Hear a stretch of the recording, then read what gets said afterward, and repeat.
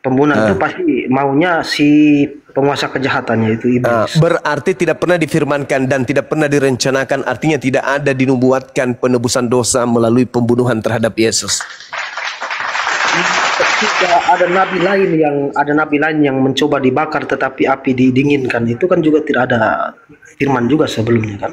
Memang itu keinginan Tuhan memilih dan mengutus nabi itu untuk suatu tujuan, tetapi keinginan untuk membakar nabi itu kan keinginan iblis. Oke. Lalu menebus dosa dengan membunuh Yesus itu keinginan siapa?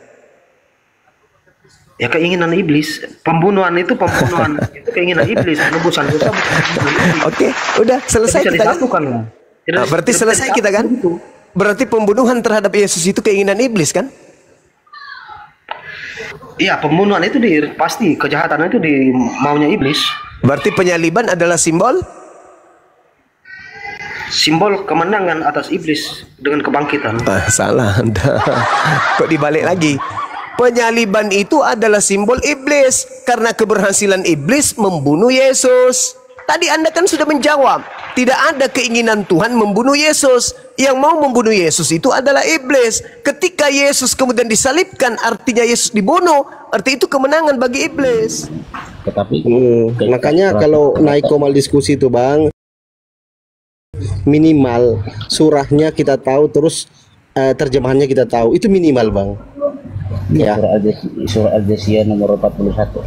Nah, bacakan coba terjemahannya. Nomor berapa? 41. Nah, itu sudah salah juga. Ya, sengaja nggak? Surah Al-Jasiyah itu Bang tidak sampai 40 Bang, enggak sampai 38, hanya 37 ayat. Inilah aku bilang teman-teman Kristen ini. Aduh. Ya, agak lupa sedikit, berarti tidak. Wah, apa lagi? 31. Berarti 31.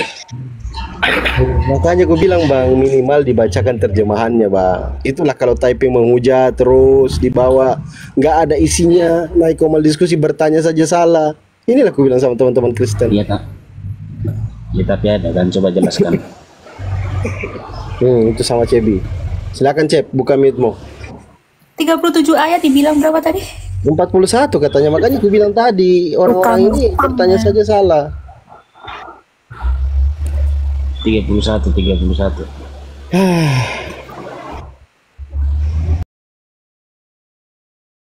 Al-Jasiyah ayat 31 ya. Dan adapun kepada orang-orang yang kafir difirmankan, bukankah ayat-ayatku telah dibacakan kepadamu, tetapi kamu menyombongkan diri dan kamu menjadi orang-orang yang berbuat dosa. Inilah kalian orang-orang Kristen.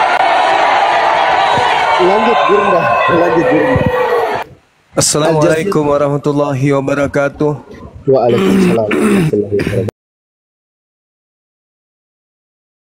Yang tahu diri aja yang jawab, silakan.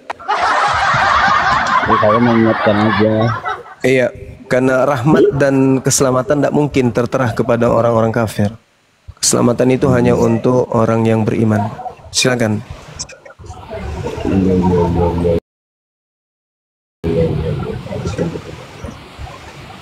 Ya. Jadi gimana itu kok bisa Bang Zuma izin, tadi dia bertanya di dalam surah Al-Jasiyah ayat 31 itu kepada siapa dilemparkan ayat itu? Lanjut Gurunda. Al-Jasiyah ayat 31. Ayat 31 itu berbicara orang-orang kafir. Alladzina kafaru afalam takun ayati tutsla alaikum fastakbartum wa kuntum qauman mujrimin. Nah, apa yang ingin ditanya di sana? Enggak, pertanyaan saya. Di dalam Al-Quran ada tertulis ayat, pernahkah kamu melihat orang-orang menuhankan hawa nafsunya? Oh, itu ayat 23 itu Bang. Oh iya. Dua kali masalah. Afara'aita minat takhaza ilahahu yang saya hawahu. Iya, gimana? Kok ada orang menuhankan hawa nafsunya? Gimana ceritanya? Baik. Seperti ini.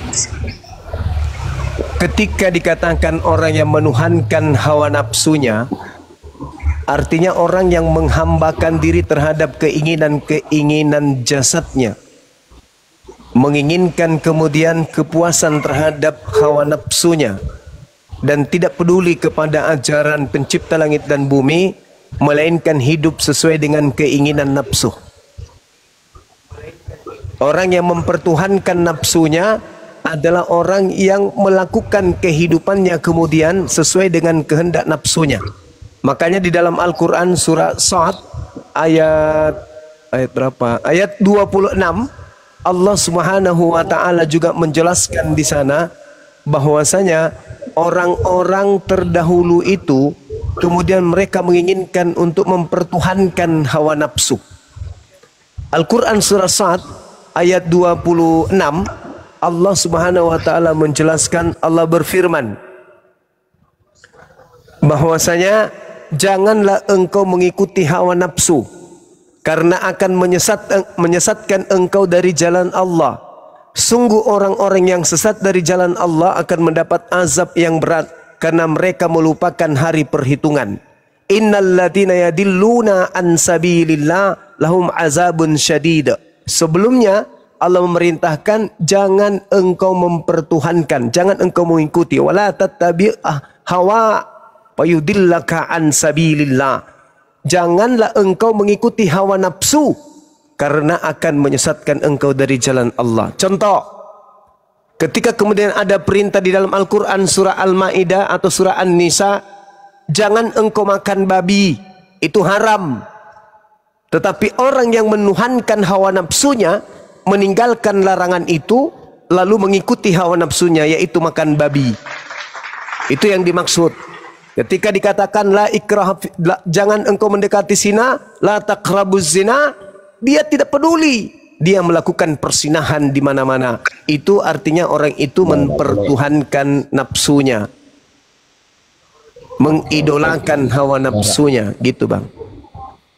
Oke, berarti bisa juga kita sebut termasuk orang Islam mempertuhan Muhammad gitu.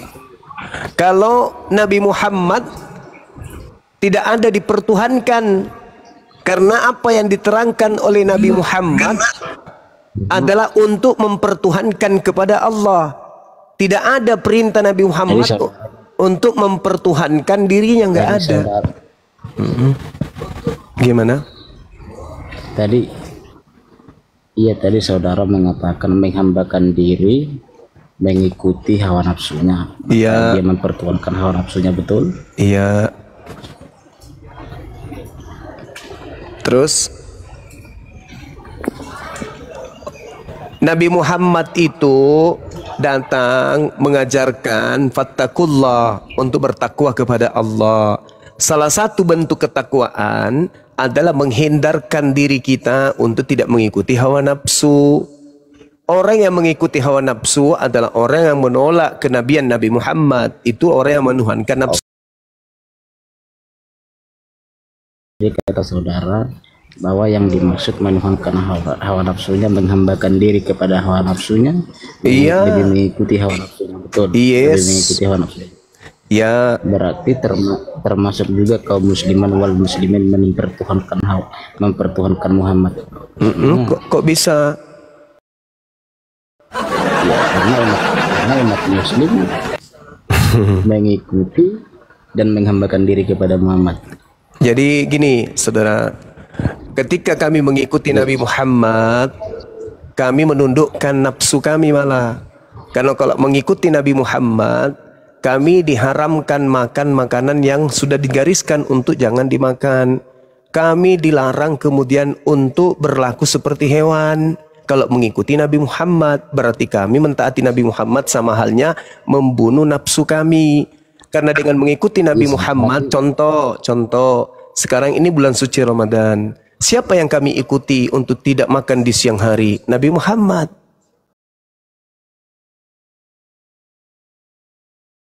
Taat kepada beliau, mengikuti beliau di dalam prosesi keagamaan. Yang dimaksud mempertuhankan hawa nafsu adalah seperti ente. Yesusnya berpuasa, ente tidak puasa. Yesusnya bersunat, ente tidak bersunat. Yesusnya ibadah sabat, ente kemudian jingkrak hari Minggu. Itu nafsu yang Anda ikuti. Sekarang saya tanya, siapa yang memerintahkan ente kemudian menjadi Kristen? Tuhan? Tidak. Yesus? Tidak. Lalu siapa? Kemudian kami ikut kepada Nabi Muhammad. Ya Allah, mana dalilnya? Qul in kuntum tuhibbunallah fattabi'uni. Ikutlah kepadaku, yaitu Nabi Muhammad. Ada perintah. Yang tadinya kami, malas ngapain puasa. Oh jangan ikuti hawa nafsumu. Kamu harus mengikuti perintah Allah, yaitu berpuasa. Sebagaimana Nabi Muhammad mengajarkan berpuasa. Itu bukan hawa nafsu. Itu akal sehat. Jadi Anda kalau belajar Islam itu, ya perkuat kuda-kudanya dulu. Jangan sampai Anda keteteran. Tapi kok paksa sekali supaya umat Islam ini menyembah baginda Rasul Nabi Muhammad. Kenapa kayak gitu ya Gurunda ya? Ya karena begini, mereka diperintahkan kemudian oleh Paulus untuk menjadikan Paulus itu sebagai teladan. 1 Korintus 11 nomor 1. Jadilah teladanku sebagaimana aku ini juga Kristus. Jadi Paulus minta diteladani. Ketika kemudian mereka menyembah Yesus, itu atas perintah Paulus, apakah boleh dikatakan mereka juga menyembah Paulus? Karena Paulus yang mengajarkan menyembah kepada Yesus. Roma 10 nomor 9 nomor 10.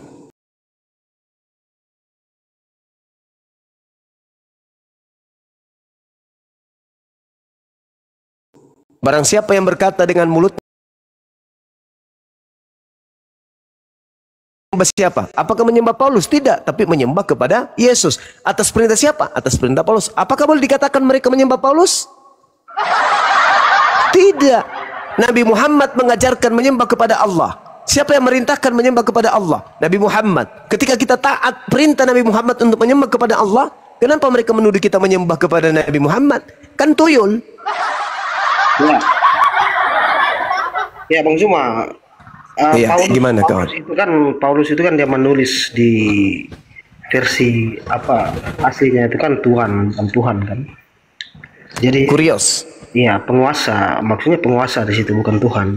Yang kata Tuhan itu kan baru muncul 1791. Iya. Itu dirubah oleh salah satu penerjemah Alkitab kan. Iya. Paulus itu tidak, kalau tuduhan Abang Paulus menyuruh menyembah Yesus dengan berdasarkan kata Tuhan tadi, kan otomatis tidak masuk karena Paulus menulisnya dengan kurios Tuhan.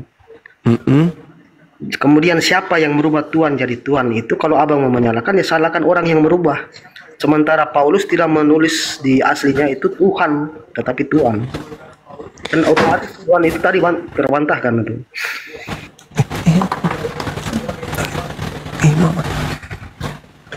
Oke, baik. Baik. Saya lanjutkan. Ada berapa yang esa menurut pandangan akal sehat kita? Esa tunggal berarti. Satu. Ya, ada berapa yang esa? Satu yang esa. Kemudian kenapa kenapa Paulus menyebut Yesus juga esa? Di mana itu, Bang? 1 Timotius 2 nomor 5. Ini supaya Anda paham Tuhan dan Tuhan. 1 Timotius 2 nomor 5.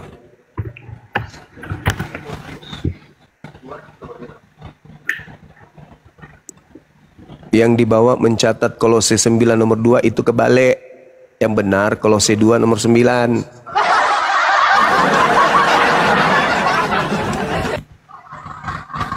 Iya, baik Bang ya. Kalau yang saya tangkap dari ayat ini, karena ya. Allah itu esa dan esa pula dia yang menjadi pengantara antara Allah dan manusia. Artinya berarti Allah itu esa, pengantara pun esa. Artinya pengantara Allah dan manusia ini esa juga, satu saja, tidak ada pengantara lain kan begitu. Berarti Yesus esa. Ya, esa dalam artian satu kan, pengantara itu satu saja. Iya, saya tanya kepada Anda. Berarti Yesus itu esa. Iya, dalam artian yang dimaksud Paulus ini adalah berarti ada berapa yang esa di situ? Allah itu esa satu, pengantara juga esa satu. Berarti hanya dua. Pengantara saja. Berarti dua esa. Bukan, Allah itu bukan pengantara. Di sini kan dibedakan. Yang bergelar Esa itu kan hanya pencipta langit dan bumi karena tidak serupa dengan apapun. Yesus serupa dengan kita enggak? Ya tidak begitu juga, mahasiswa juga ada gelarnya. Bukan Allah sendiri. Hanya Tuhan yang Esa, satu-satunya yang Esa itu hanya Tuhan, dan itu Esa itu artinya tunggal, absolut. Iya, Maha pun seharusnya oleh Tuhan sendiri kan, tapi mahasiswa juga ada. Iya, dia kalau dikatakan siswa itu pelajar, mahasiswa artinya pelajar yang maha belajar, yang sungguh-sungguh belajar, bukan kemudian dia. Begini, sabar. Coba abang baca pelan-pelan ayat. Kemana-mana ente. Abang baca pelan-pelan ayat. Karena Allah itu Esa, berarti Allah itu satu, betul kan? Iya. Dan Esa pula dia yang menjadi pengantara. Artinya berarti, pengantara di sini pun Esa. Satu berarti saja Yesus ikut-ikutan Esa kan? Esa itu kan artinya satu, Bang. Artinya pengantara itu iya, berarti Yesus dan Tuhan itu sama-sama Esa kan? Iya, betul. Tetapi di sini ada berapa yang Esa di situ? Allah itu Esa satu, betul, Allah. Dan Yesus Esa juga. Esa dalam artian pengantara kan dimaksud. Iya, berarti ada berapa yang Esa? Dua, tetapi di dalam yang berbeda gitu. Di sini kan. Coba saya baca lengkap biar teman-teman dengar di bawah ya. Iya, silakan. Allah itu Esa, dan Esa pula dia yang menjadi pengantara antara Allah dan manusia. Artinya pengantara itu Esa cuma satu. Pengantara antara Allah dan manusia itu cuma satu. Yaitu Yesus. Nabi Musa itu perantara enggak? Antara Esa juga Nabi Musa. Ada Jibrilnya di sana kan? Ada Jibril di sana. Ya, Esa juga Nabi Musa. Berarti tidak Esa. Pengantaranya ada dua, Jibril, malaikat. Malaikat. Tidak Esa kan berarti di situ. Tidak Esa, ada dua di sana. Ya, jadi roh yang datang, malaikat yang datang kepada Yesus memberi kekuatan kepada Yesus itu apa? Gimana? Malaikat yang datang memberikan kekuatan kepada Yesus itu masuk nggak Esa juga nggak dia? Kalau dia memberikan penguatan itu kan itu bukan dalam saat pewartaan. Ya, tadi Nabi Musa kamu sebut ada malaikat yang datang kepadanya, ikut juga Esa, jadinya nggak Esa Musa. Dalam menjalankan fungsinya sebagai perantara pembawa firman. Nah, Yesus juga menerima firman dari malaikat. Yohanes 1 nomor 51. Ahai. Bentar. Silakan. Mana ada? Ahai, ada. Bang Suma dilawan. Yang ahai tadi bukan saya. Kenapa kayak ketabuk terus ya Bang Zuma ya, ketepak. Assalamualaikum Gurunda Zuma. Waalaikumsalam warahmatullahi wabarakatuh. Syekh Ardiansa, Masya Allah. Silakan Syekh. Teman-teman di follow ya akun Bang Ardi ini, entah akun keberapa ratus ini. Bantu di follow. Loh, ngeri. Lanjut Gurunda. Selamat.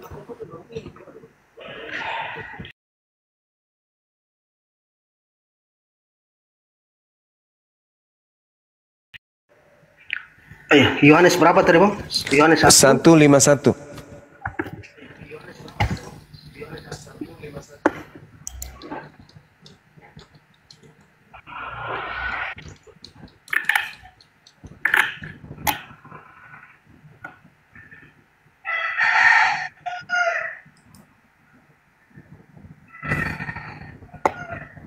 Aku berkata kepadamu, sesungguhnya engkau akan melihat langit terbuka dan malaikat-malaikat Allah turun naik kepada anak manusia.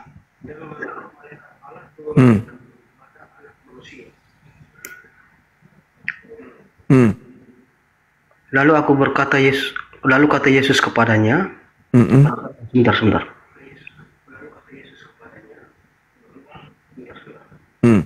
Aku berkata kepadamu, sesungguhnya engkau akan melihat langit terbuka, malaikat-malaikat Allah turun naik kepada anak manusia.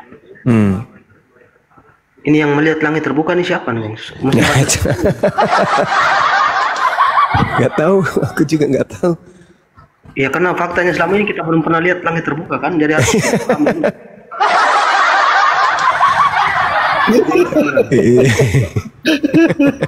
Abangnya lucu juga ya. Iya dong, harus sesuai fakta. Kan kita belum pernah, siapa yang sudah pernah lihat langit terbuka di sini? Kan selama ini abang bernarasi bahwa suara yang didengar oleh Paulus di padang itu adalah Mesias palsu atau Yesus palsu yang mengaku-ngaku sebagai Yesus, kan? Iblis. Iya, betul. Nah, itu ayat pendukungnya yang mana, bang? Peringatan Yesus atau Yesus Matius 24 nomor 4 dan 5.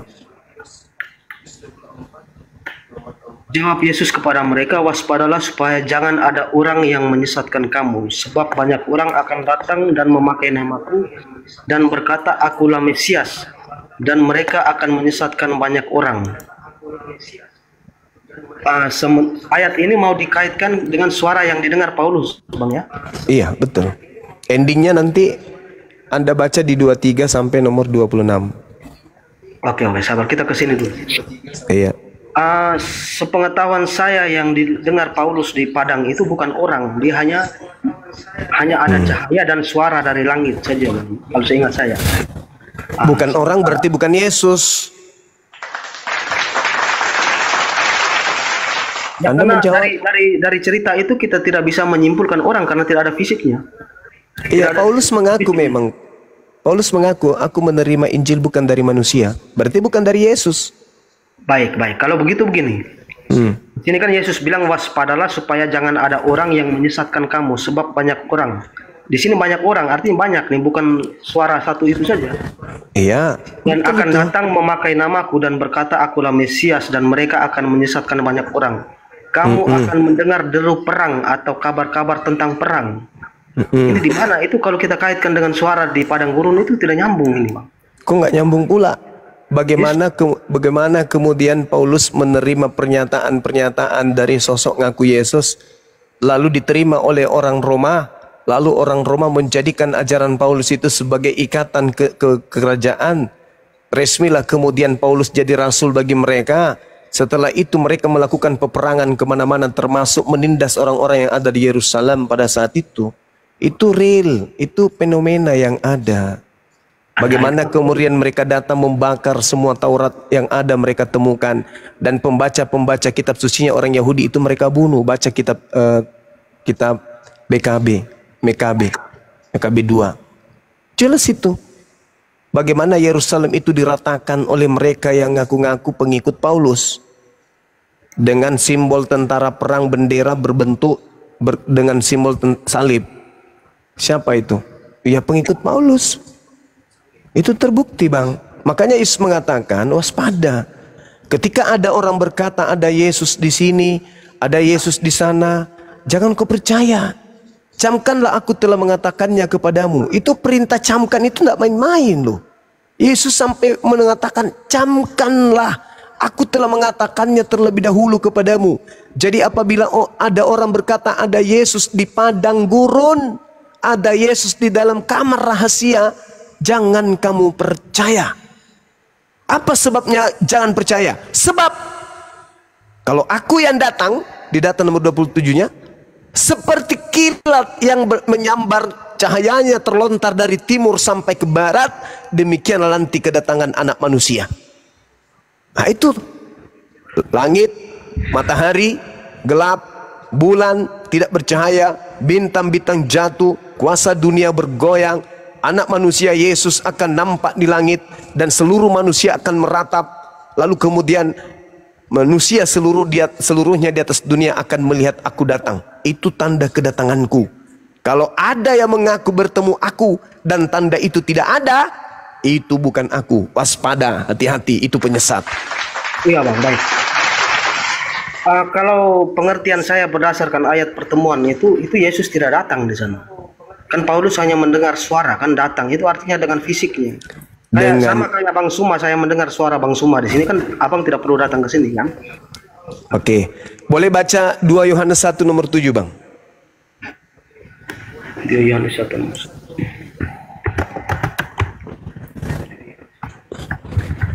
Jangan juga kamu marah sama keyboardnya.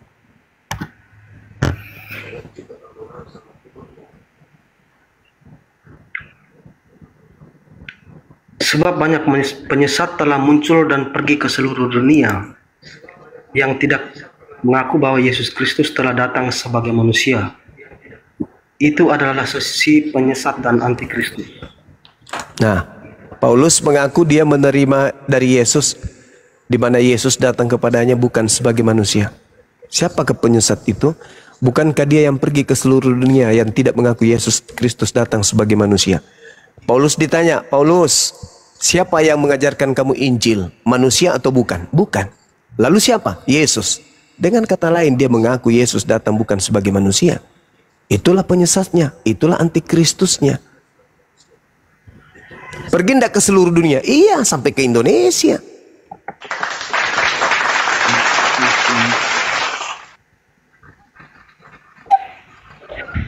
Ayat 7.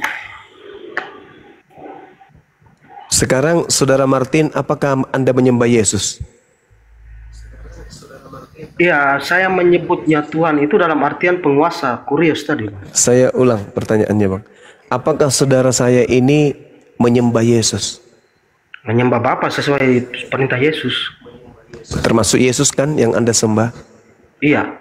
Oke. Saya Oke. Apakah saudara menyembah manusia? tidak. Siapakah penyesat itu? Bukankah dia yang pergi ke seluruh dunia yang tidak mengaku Yesus datang sebagai manusia? Maafkan saya, itu dalil di dalam kitab saudara. Dan Anda sudah membuktikan hari ini.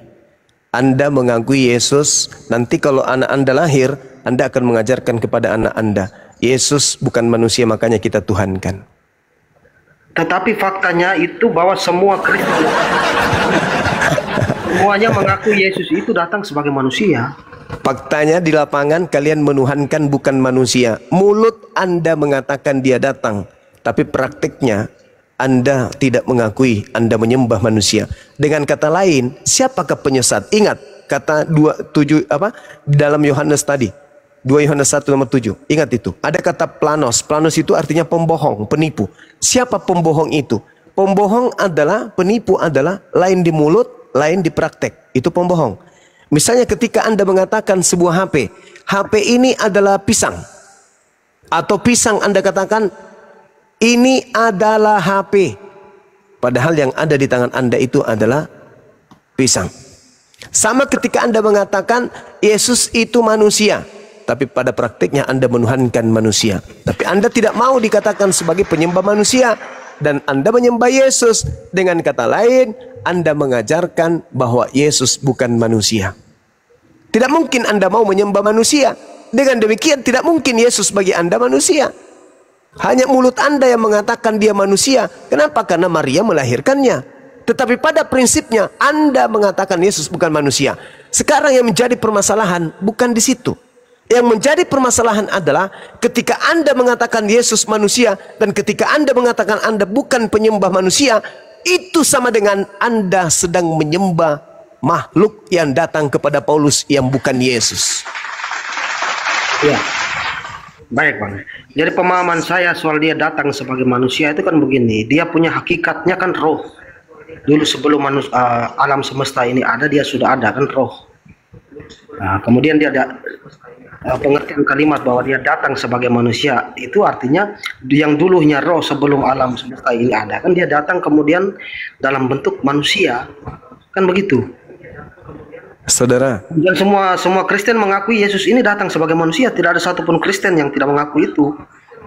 saudara, kelemahan saudara Kristen itu selalu menggunakan dalil berlapis, dan lapis dalil yang mereka gunakan itu lari daripada pesan yang ada.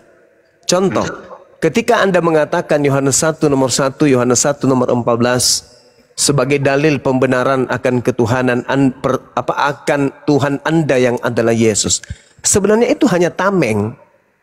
Anda itu sebenarnya mempertuhankan Yesus bukan karena Yohanes 1, bukan, tetapi karena Filipi 2. Baca saya malah. Coba Anda baca Filipi 2 nomor 1, nomor 2, Filipi 2 nomor 6, nomor 7, nomor 8. Itulah dasarnya kenapa kalian menyembah sosok Yesus. Bukan karena Yohanes 1, bukan. Tapi pendeta pastor kalian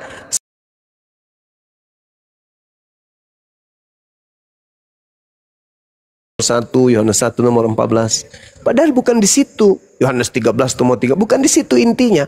Inti daripada ketuhanan Yesus dalam perspektif agama Kristen itu adalah bisikan-bisikan Yesus Kristus itu kepada Paulus. Paulus setelah dibisikin, kemudian Yesus Kristus melahirkan catatan-catatan Paulus yang kalian sebut sebagai surat-surat Paulus. Filipi 2 nomor 6, nomor 7, 8. Theos turun mengosongkan dirinya, tidak mempertahankan kedewaannya, melainkan mengosongkan diri dan mengambil rupa seorang hamba dan menjadi manusia. Bukan firman Tuhan, saudara, bukan firman Tuhan yang menjadi daging. Yesus itu bukan. Tetapi Yesus yang kalian sembah itu adalah Roh datang mengambil rupa wujud manusia. Ya, kalau begitu begini saja. Kita coba bicara jangan pakai Alkitab dulu.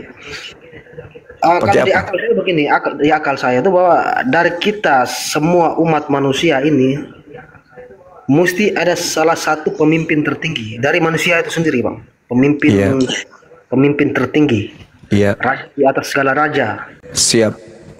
Penguasa di atas segala penguasa dan sebagainya. Siap. Nah, setelah saya mencari tahu di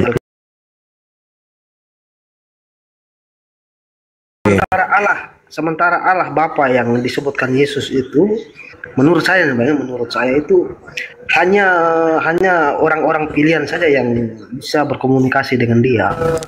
Sementara kita yang awam ini, yang bisa kita lihat di akhir zaman yang mengurus kita masuk surga dan sebagainya, itu ya Yesus, pemimpin penguasa tertinggi tadi. Allah Bapa tidak seorang pun yang dapat melihatnya sesuai perkataan Yesus, kan. Jadi Yesus itu penguasa untuk segala yang hidup, diberi kuasa oleh yang tak kelihatan, yang tak terdefinisikan itu. Oke. Kalau saya katakan kepada saudara, penguasa dunia ini adalah yang merajai dunia, itu salah nggak? Boleh juga. Nah, itu adalah raja dunia kan, penguasa dunia ini kan? Untuk segala yang hidup lah. Ya. Siapa penguasa dunia ini menurut Yohanes 14 nomor 30 berdasarkan sabda Yesus? Tidak banyak lagi aku berkata-kata dengan kamu, sebab penguasa dunia ini datang dan ia tidak berkuasa sedikit pun atas diriku. Siapa penguasa dunia itu? Tetapi supaya dunia tahu bahwa aku mengasihi Bapa dan bahwa aku melakukan segala sesuatu seperti yang diperintahkan Bapa kepadaku. Yesus menjelaskan di situ dia bukan penguasa, tapi dia taat kepada perintah Tuhan. Nah, di data 30-nya itu siapa? Yang 30-nya itu siapa? Ya, penguasa dunia itu siapa? Penghibur. Loh, kok jadi penghibur, Bang? Roh penghibur? Seorang penghibur kan? Bukan. Yohanes 14:30 itu iblis. Mana ada di sini? Menjanjikan penghibur di sini. Judul Yohanes 14:30, Bang. Mana ada Yesus menjanjikan iblis bagaimana itu? Loh, berbeda. Berbeda dengan penguasa dunia ini itu iblis. Ini perikopnya Yesus menjanjikan penghibur. Yang menjadikan ada judulnya di situ siapa? Ya dari apa namanya inti poin dari ayat yang begini banyak kan dia simpulkan menjadi judul kan di sini. Waduh, kalau Anda membaca dalam kitab saudara, jelas sekali bahwa penguasa daripada dunia ini itu adalah iblis. Matius 4 nomor 8, iblis membawanya pula ke atas gunung yang sangat tinggi dan memperlihatkan kepadanya semua kerajaan dunia dengan kemegahannya. Wahyu 9 nomor 11, dan raja memerintahkan mereka. Raja yang dimaksud di sini apa? Raja yang menguasai jurang maut. Kalau iblis itu penguasa kejahatan. Nah, lalu siapa yang jahat ini yang tidak berkuasa terhadap diri Yesus? Di sini kan kalau berdasarkan perikopnya dia menjanjikan seorang penghibur yang kemudian nanti teman-teman Islam memakai sebagai nubuatan untuk Nabi Muhammad kan? Oke, silakan Anda baca Yohanes 12 nomor 31 kalau gitu. Itu kata Yesus, bukan kata saya tapinya. Sekarang berlangsung penghakiman di atas dunia ini. Sekarang juga penguasa dunia ini akan dilempar keluar, dan aku apabila aku ditinggikan dari bumi, aku akan menarik semua orang datang kepadaku. Sekarang penguasa dunia ini siapa? Di sini Yesus memberikan nama istilahnya, kisi-kisi tentang kematiannya, Bang, ya. Sebentar. Sekarang berlangsung penghakiman di atas dunia ini. Maksudnya Yesus ini dihakimi, kan? Sekarang juga penguasa dunia ini, berarti Yesus itu akan dilempar keluar bumi, maksudnya dikubur. Dan aku, apabila aku ditinggikan dari bumi, maksudnya dia diangkat. Aku akan menarik semua orang datang kepadaku. Nah, ini cocok nih. Jadi sekarang berlangsung penghakiman di atas dunia ini, artinya Yesus diadili, kan? Dihakimi. Sekarang juga penguasa dunia ini akan dilempar keluar. Artinya dia mati dan dilempar keluar bumi, maksudnya dikubur. Oh, jadi menurut Anda penguasa dunia itu Yesus? Ya, menurut pernyataan di sini. Di sini dia menyampaikan kisi-kisi tentang kematiannya ini dan kebangkitannya. Loh, penguasa dunia itu bukan Yesus, Bang. Penguasa dunia itu iblis. Tidak terbukti karena dia gagal merayu Yesus di padang gurun. Hah? Dia gagal merayu Yesus di padang gurun, kan? Berarti tidak berhasil memberikan kuasa kepada Yesus. Iya, kalau pencobaan di padang gurun kan nyata tidak berhasil itu. Berarti kuasa dunia yang dimiliki oleh iblis itu tidak diberikan kepada Yesus, kan? Ya, itu kan janji iblis, berarti janji palsu, omong kosong itu iblis tuh. Oh, begitu. Iya, saya tidak percaya perkataan iblis. Kalau abang mau percaya ya silakan. Tapi apakah menurut perjanjian lama iblis itu berkuasa terhadap orang-orang yang lemah? Iya, pastinya dia menggoda orang-orang yang lemah. Berkuasa berarti, kan? Iya, kepada orang-orang yang lemah. Nah, sekarang yang dikatakan dalam Yohanes 12:31 ini, kenapa Anda mengatakan itu Yesus? Ini kan penguasa dunia, bukan penguasa orang-orang yang lemah. Penguasa dunia itu iblis. Mana bisa? Itu ajaran dari mana? Adinda Ardiansa monitor nggak nih? Siap abangku. Tolong buka Gimana, Yohanes 12:31 dalam bentuk paralelnya, Dek. Oh, siap Gurunda. Open cam atau dibacakan aja, Gurunda? Open cam. Oh, yang paralel. Baik abangku. Sebentar.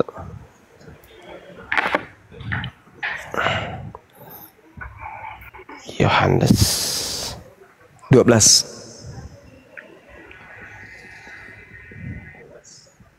Yohanes 12:30. Oke, aku open cam dulu ya.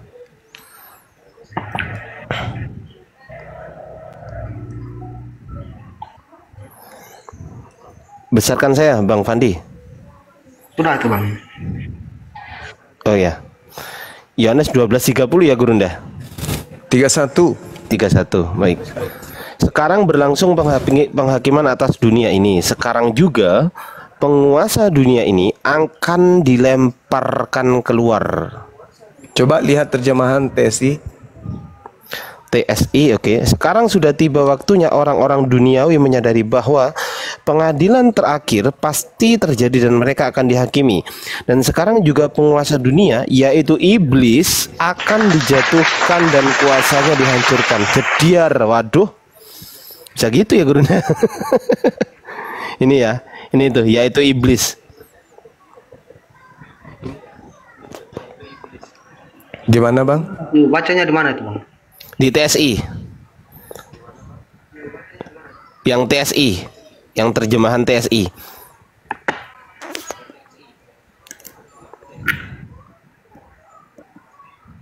Di Alkitab Sabda, Bang. Gurunda nemu aja deh.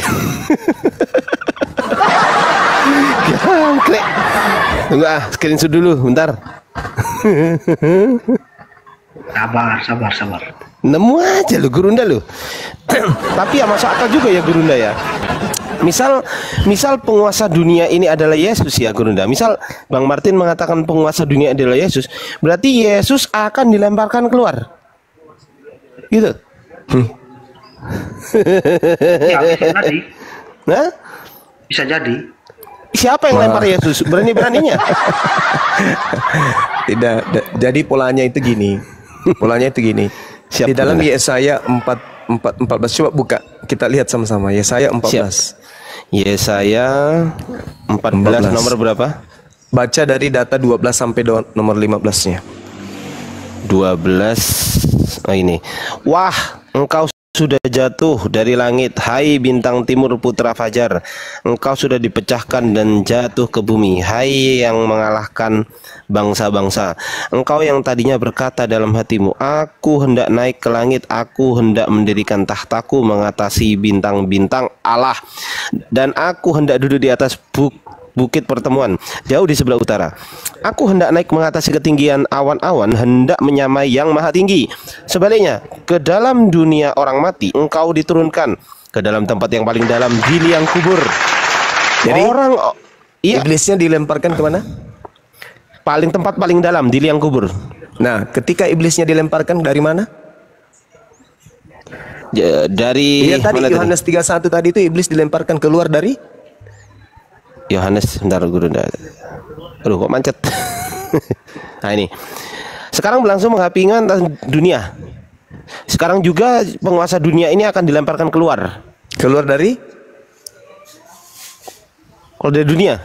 yang tadi itu yang dibaca di Yesaya 15 nomor 15 dimasukkan ke dalam mana? Yesaya 14:15 misalnya. Ya, 15 Gurunda.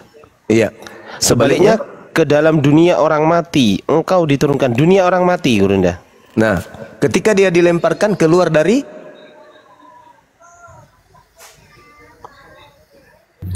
bumi.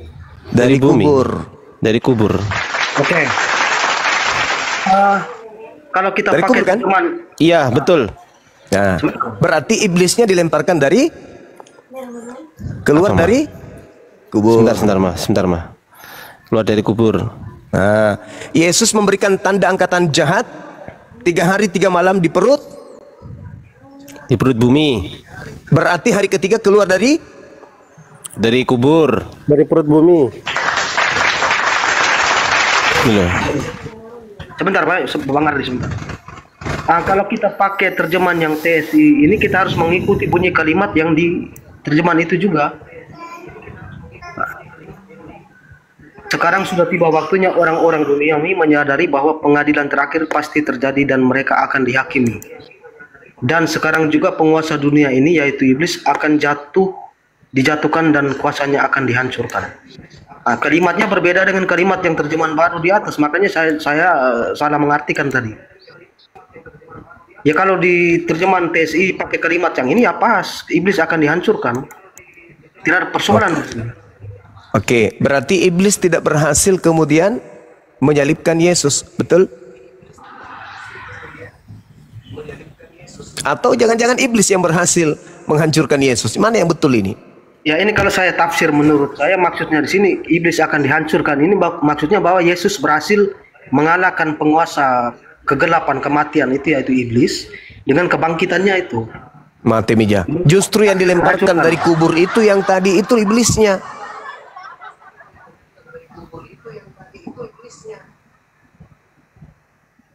Yang Coba, akan dilempar.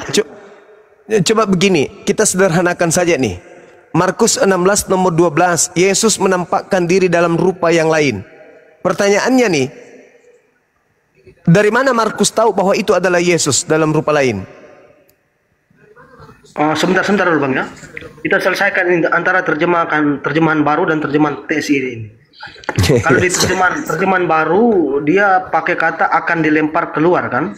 Kalau di terjemahan TSI ini dia pakai kuasanya dihancurkan. Nah, artinya dilempar keluar yang di atas di terjemahan baru ini itu artinya apa sama dengan kuasanya dihancurkan. Artinya kuasa iblis ini dihancurkan dengan kebangkitannya tadi. Iya, jadi kalau kita lihat di dalam terjemahan TSI yang tadi ditunjukkan tahun berapa? Tahun 2014. 2014 ya. Nah, 2014 Gurunda. Ya, betul. Okay. Di situ dikatakan sekarang sudah tiba waktunya orang-orang duniawi menyadari bahwa pengadilan terakhir pasti terjadi dan mereka akan dihakimi. Dan sekarang juga penguasa dunia yaitu iblis akan dijatuhkan dan kuasanya akan dihancurkan. Ketika kemudian dikatakan dijatuhkan iblis ini dan kuasanya dihancurkan kemudian, artinya bahwa Yesus membuka kedoknya dia. Yesus membuka aibnya. Bahwa ketika kemudian ada sosok yang datang kepadamu mengaku Yesus, jangan kau percaya. Sehingga orang yang tidak percaya kemudian itu membatalkan kuasa iblis terhadap dirinya. Itu pasti. Makanya dikatakan pengadilan terakhir pasti terjadi dan mereka akan dihakimi. Siapa mereka ini? Ya yang percaya kepada penguasa dunia. Kan begitu.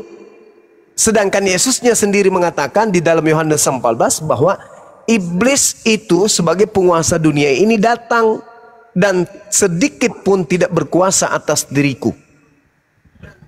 Dengan kata lain, kalau kita menyadari ini dengan logika sehat, iblis tidak berhasil untuk menyalibkan Yesus. Tidak berhasil dia.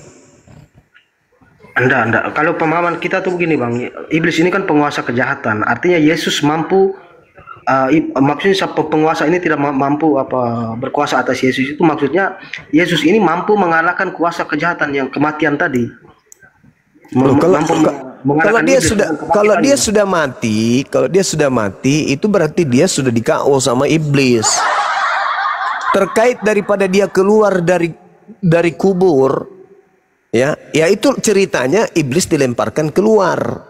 Iblisnya yang keluar dari kubur itu. Kalau dia KO sama iblis, berarti yang di dalam kubur itu bukan iblis, karena yang di dalam kubur itu orang yang KO sama iblis. Oh tidak. Coba Anda lihat yang tadi yang Yesaya 14 itu kan iblisnya dilemparkan ke dalam kubur kan? Enggak, narasi abang yang pertama kan tadi bahwa Yesus KO sama iblis kan? Berarti yang mati di dalam kubur Yesus. Orang yang KO sama iblis, bukan iblis. Ya, matilah dia. Ya berarti bukan iblis, tetap kalau orang yang KO iya, tapi kalau bukan iblis. Iblis berhasil meng-KO Yesus, makanya Yesus mati disalib. Nah iya, berarti yang di dalam kubur itu kan Yesus, bukan iblis. Orang yang KO sama iblis. Iya, orang yang di-KO sama iblis, betul. Berarti bukan iblis kan? Yesusnya kan? Iya, berarti bukan iblis. Yesus sudah di-KO enggak? Sudah KO. Nah, di-KO. Kalau iblis merasukinya bisa enggak? Gimana? Kalau iblis yang merasukinya kemudian bisa enggak?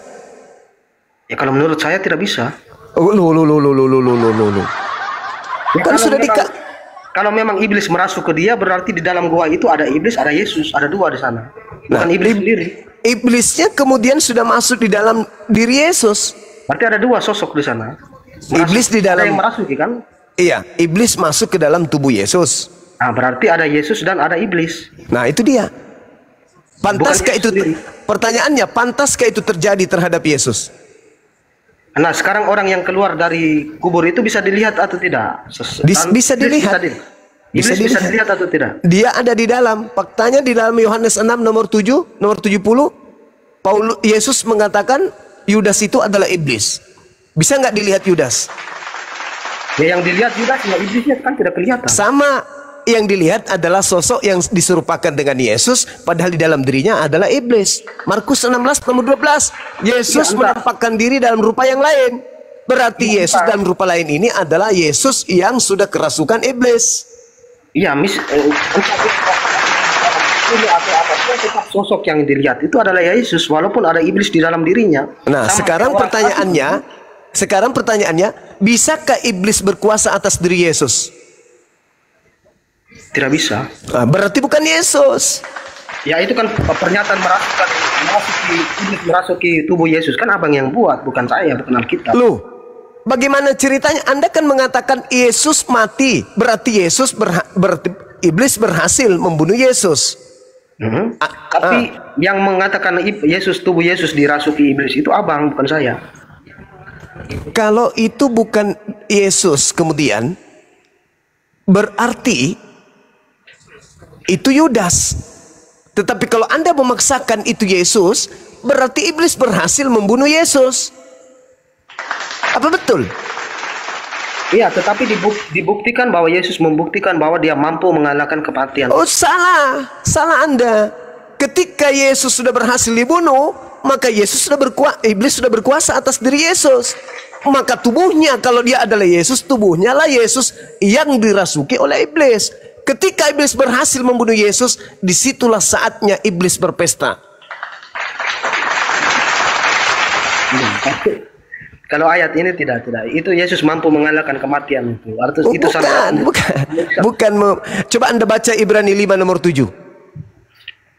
Enggak, itu kalau menurut saya itu mujizat, itu tanda kebesaran. Anda baca Ibrani 5 nomor 7 dulu. Ibrani 5 nomor 7. Iya, silakan.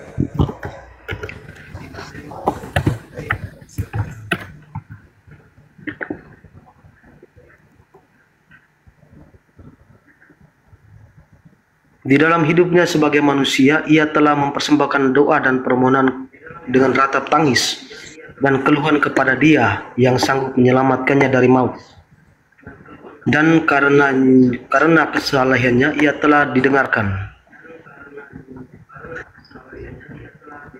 Diselamatkan nggak dia? Ia diselamatkan dari maut. Ya, berarti tersentuh nggak maut? Dia tersentuh kan dari maut. Iya. Keluar dari maut. Allahu Akbar. Kalau misalnya begini, saudara, ketika ada orang yang jatuh ke jurang, itu boleh nggak dikatakan orang itu kemudian bebas dari jurang? Selamat. Gimana? Orang yang jatuh ke jurang boleh nggak dikatakan selamat dari jurang? Tergantung. Jangan sampai dia jatuh di bawah jurang ada air. Alamak. Kan sebagai manusia, Yesus berdoa agar terhindar dari kematian. Bukan mati dulu baru selamat. Tidak. Sebagai manusia, dia mempersembahkan doa yang sungguh-sungguh kepada Tuhan yang mampu dan sanggup menyelamatkannya dari kematian. Dan atas kesolehannya doanya dikabulkan. Berarti Yesus diselamatkan dari kematian. Berarti Yesus tidak mengalami kematian maksudnya. Bukan mati dulu baru dihidupkan. Injil Ibrani ini tulisan siapa? Itu juga saya tidak tahu. Bukan tidak Paulus. ada yang bukan. Tidak ada yang tahu siapa penulisnya.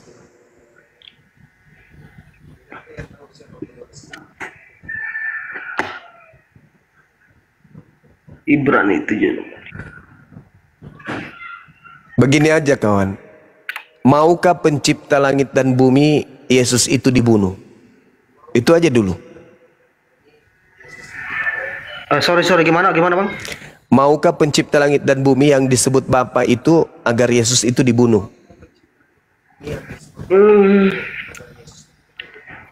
Saya pikir kalau dia mengutus seseorang itu pasti ada tujuannya, bang ya. Iya. Bukan soal dia mau atau tidaknya. Tujuannya apa dia mengutus itu? Iya. Sekarang mau ndak Tuhan itu kemudian agar Yesus, kan dikatakan begini, begitu besar kasih karunia Bapa akan dunia ini sehingga dia menganugerahkan anaknya yang tunggal barang siapa yang percaya kepadanya. Kan itu poinnya. Dia akan memperoleh hidup. Barang siapa yang tidak percaya dia akan mati dalam dosanya. Kan gitu poinnya. Betul nggak?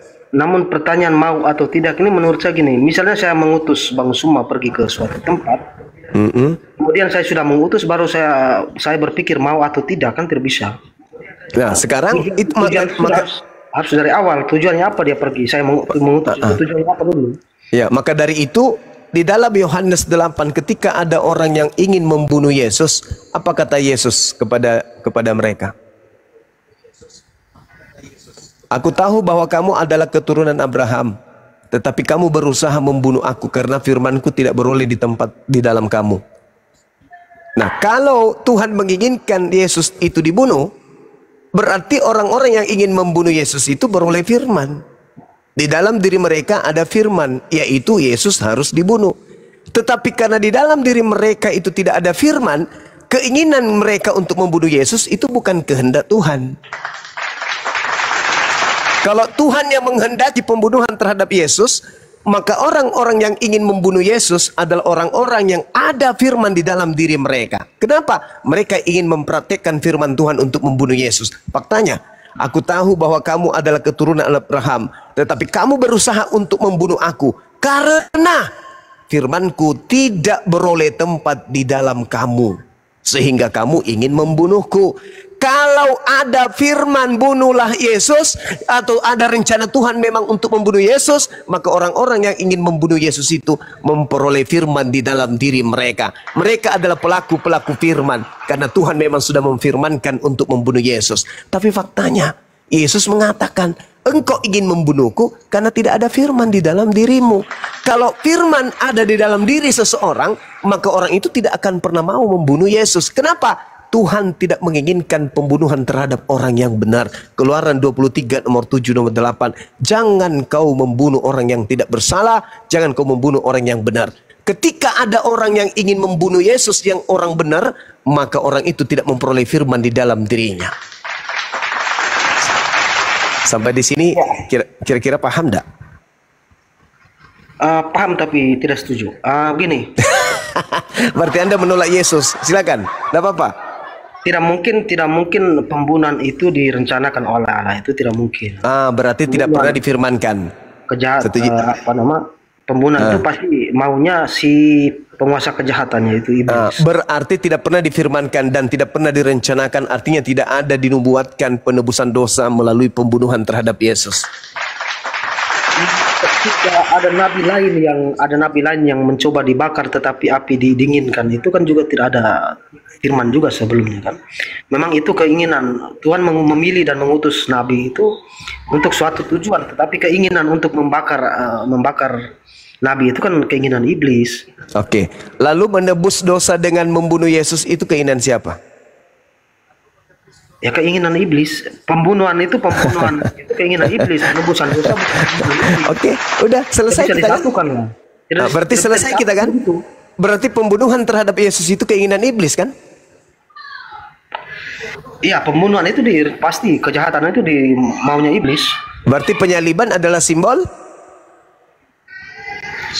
kemenangan atas iblis dengan kebangkitan. Salah Anda. Kok dibalik lagi?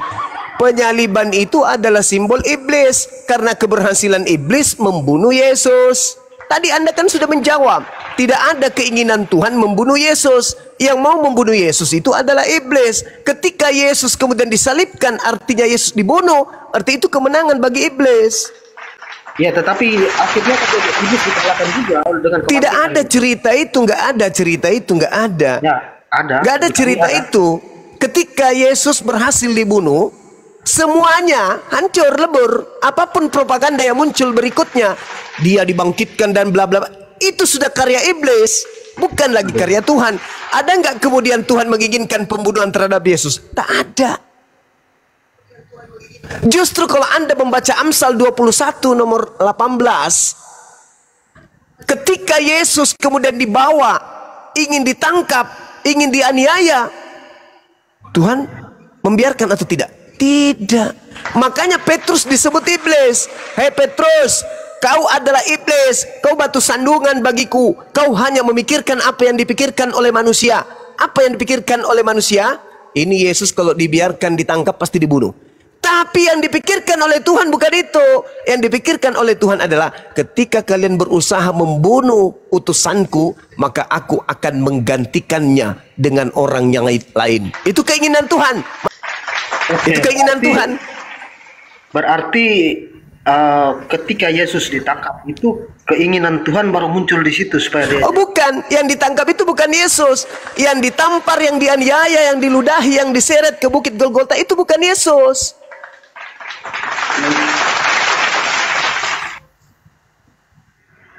Iya. Sekarang coba kita kembali ke pengaitan antara Alkitab dengan Al-Quran tadi. Iya, silakan. Itu bukan Yesus kan? Oke, mari sebelum kita pindah ke Al-Quran, coba saya kasih analisa sederhana melalui Bible. Coba Anda lihat di dalam Markus 14, apa yang tertulis di sana? Yang tertulis di sana di data nomor 50-nya, 1, dikatakan begini. Lalu murid semuanya lari meninggalkan Yesus. Berapa murid yang lari meninggalkan Yesus? Berapa murid Yesus? 12. 12. Oh, Yudas nggak ikut, berarti 11 kan?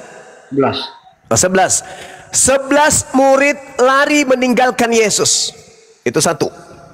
Nomor 51-nya, ada seorang muda yang pada waktu itu hanya memakai sehelai kain lenan untuk menutupi badannya, mengikuti dia. Mereka hendak menangkapnya, tetapi anak muda itu melepaskan kainnya dan lari dalam keadaan telanjang. Siapa anak muda ini? Ingat, 11 murid sudah lari duluan. Anak muda ini siapa? Oke, artinya begini. Jadi menurut secara tidak langsung abang mau mengatakan begini kan? Ada dua sosok yang diserupakan. Yang pertama, Yudas yang diserupakan menjadi Yesus kemudian ditangkap. Kemudian Yesus ini diserupakan lagi menjadi anak muda, kemudian lari dengan keadaan telanjang. Nah, itu sudah dari jauh itu, Bang. Oh, sabar. Jangan tergesa-gesa. Jangan tergesa-gesa. Menyelamatkan Yesus dengan lari telanjang kan tidak masuk akal itu. Jangan tergesa-gesa. Di situ dikatakan bahwasanya orang yang lari dalam keadaan telanjang melepaskan kain. Betul? Iya, itu artinya abang mau mengatakan Yesus yang diserupakan menjadi anak muda itu kan? Tunggu dulu. Siapa yang menggunakan kain lenan? Anak muda. Siapa itu? Ya tidak diceritakan, tidak disebutkan namanya. Baca Yohanes 13 nomor 4.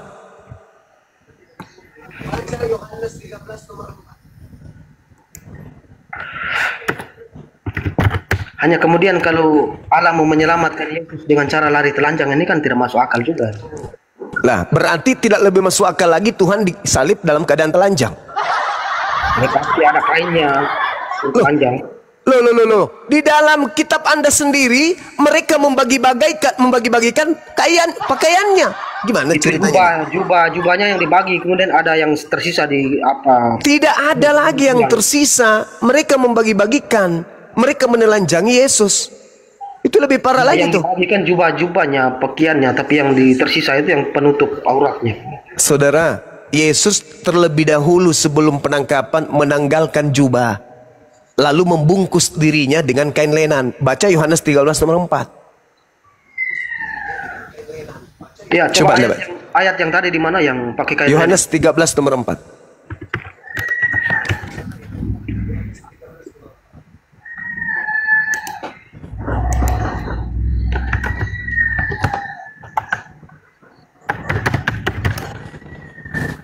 Hancur komputer.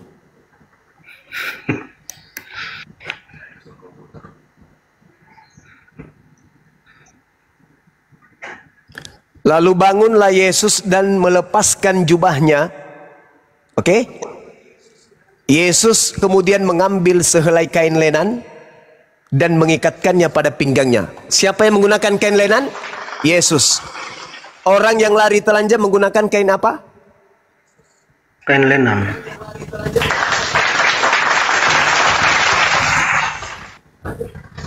Oh, jadi abang mengambil kata kain lenan ini untuk dikaitkan dengan anak muda tadi. Yes, karena dalam Yohanes 13 itu adalah sejenak sebelum perjamuan terakhir. Yesus melepaskan jubah, lalu menggunakan kain lenan di pinggangnya. Jubah sudah tak ada lagi, hanya kain lenan. Dan kalau Anda menyangkal itu, bukankah ke-11 murid Yesus itu sudah lari? Sudah lari ke-11 murid. Dan bukankah sudah ada penangkapan?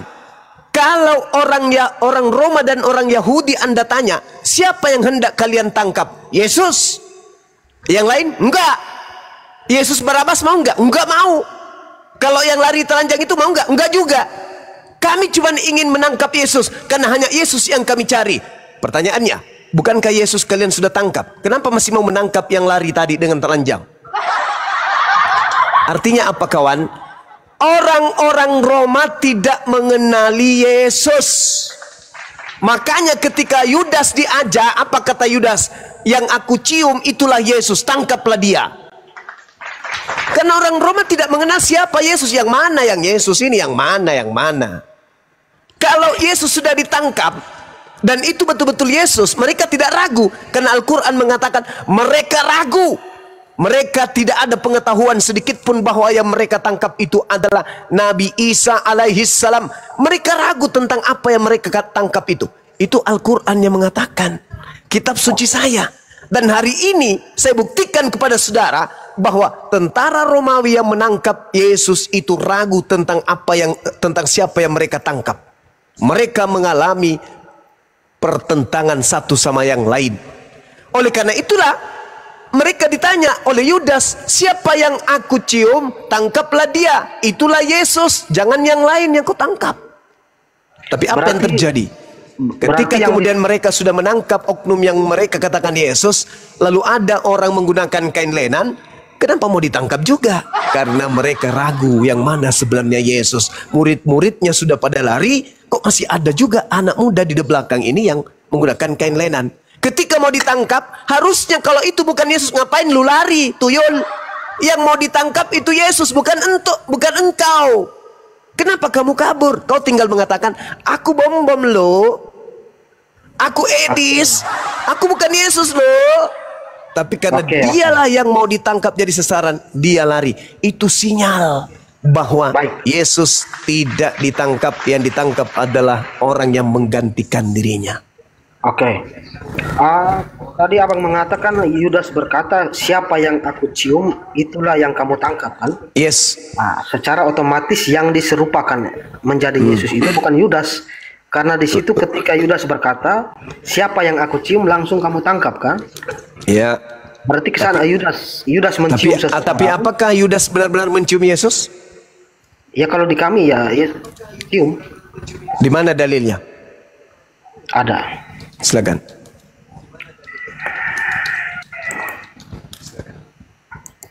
Tapi saya lupa ayat mana. Itu kan abang mengatakan tadi, abang sudah baca sebelumnya.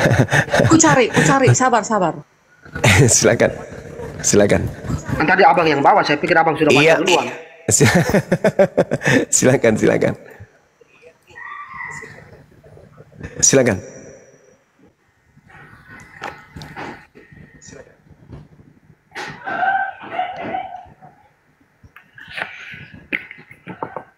Iya, nanti kalau logikanya semacam itu nanti terjadi penyerupan sampai berapa orang memang itu. Tidak sesuai Al-Quran lagi. Sementara di Al-Quran mengatakan yang diserupakan itu cuma Yudas yang jadi Yesus saja. Gini Martin, silakan. Bang Juma. Tadi kan Bang Juma bilang Yesus itu diserupakan jelas, ya kan? Nah sekarang, sewaktu Yesus dipaku, ditidurkan nggak itu? Ditidurkan kan? Ditidurkan, pasti ditengoknya wajah Yesus, tangan Yesus, kaki Yesus, ditokok pakai palu, tak. Kelihatan dong wajahnya. Mana pula dibilang diserupakan? Dia doh Bang Juma. Ya, Markus 16:12. Yesus menampakkan diri dalam rupa yang lain. Iya, rupa yang lain itu maksudnya pada waktu itu bercahaya Yesus loh. Dia bercahaya Bang Juma, bukan bertukar haluan wajahnya dengan lelaki lain. Tidak, dia itu berubah rupa itu maksudnya wajahnya bercahaya. Namanya udah tubuh kemuliaan, iya kan? Bersinar dia, jadi terkejut orang. Siapa ini katanya? Dia masih Yesus. Mana tadi? Bercahaya. Yesus dicium sama Yudas itu di mana tertulis? Tunggu, itu yang belum dapat. Bentar.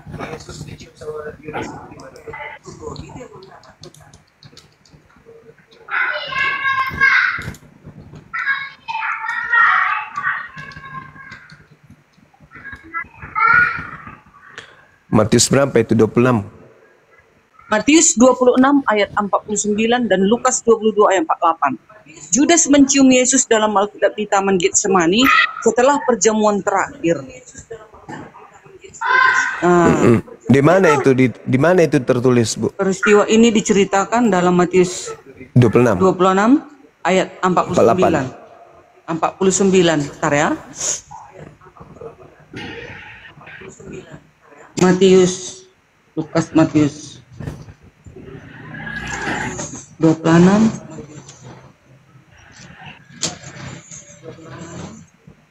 49, 49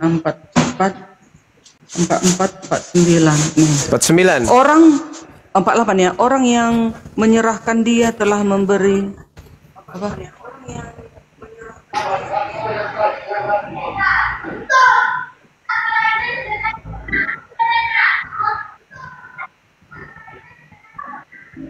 Empat puluh 48.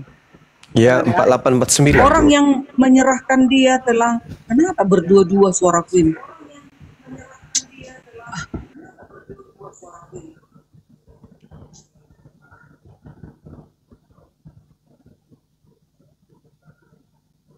Udah. Iya, tunggu. Enggak, bergema apa aku ini, suaraku. Udah cek 1 2 3, udah ya? Kan? Kok dua suaraku ini? 48. Orang yang menyerahkan dia telah memberitahukan tanda ini kepada mereka. Orang yang akan kucium itulah dia, tangkaplah dia. Nah, itu dia. Iya. Lanjut. Jadi sekarang apakah ketika Yudas mengatakan kepada tua-tua Yahudi, yang kucium tangkaplah dia, itu berjalan begitu saja tanpa ada rintangan, tanpa ada sesuatu yang terjadi, ada gempa atau apa? Apakah begitu saja? Tidak kan? Coba Anda baca di Yohanes 18. Ketika kemudian Yudas datang bersama dengan tentara Romawi, apa yang kemudian mereka lakukan? Mereka maju kepada sosok yang mereka katakan Yesus. Ketika orang-orang Farisi ini datang kemudian dengan lentera ya, suluh dan senjata. Kemudian Yesus tahu bahwa ini semua akan menimpa dirinya, maju dan bertanya kepada mereka, siapa yang kamu cari? Ini bertanya Yesus nih, siapa yang engkau cari? Jawab mereka, Yesus dari Nazaret. Katanya kepada mereka, akulah dia. Yudas yang mengkhianati, dia berdiri juga di situ bersama-sama dengan mereka. Ketika ia berkata kepada mereka, akulah dia, apa yang terjadi? Mundurlah mereka dan jatuh ke tanah. Pertanyaan saya, ada apa? Kok tiba-tiba mereka bertanya, siapakah yang kamu cari? Mereka menjawab, kami mencari Yesus dari Nazaret. Harusnya kalau yang di depan mereka itu Yesus, mereka harusnya menjawab, engkau yang aku cari. Apalagi di situ ada Yudas. Hendaknya Yudas berkata, engkaulah yang aku cari. Tapi apa faktanya? Akulah yang engkau cari itu. Akulah dia, Yesus yang engkau cari itu. Apa yang terjadi? Mereka mundur dan mereka jatuh ke tanah. Artinya ada sesuatu yang terjadi di sana. Maka ketika dilakukan penangkapan, yang terjadi salah tangkap. Makanya ketika dia digiring kemudian penangkapan itu terjadi, digiring, apa yang terjadi? Murid-muridnya lari meninggalkan, kemudian ada seorang pemuda yang menggunakan kain lenan yang juga ingin ditangkap. Siapa pemuda yang menggunakan kain lenan yang lari dengan telanjang ini? Baca Yohanes 13 nomor 4.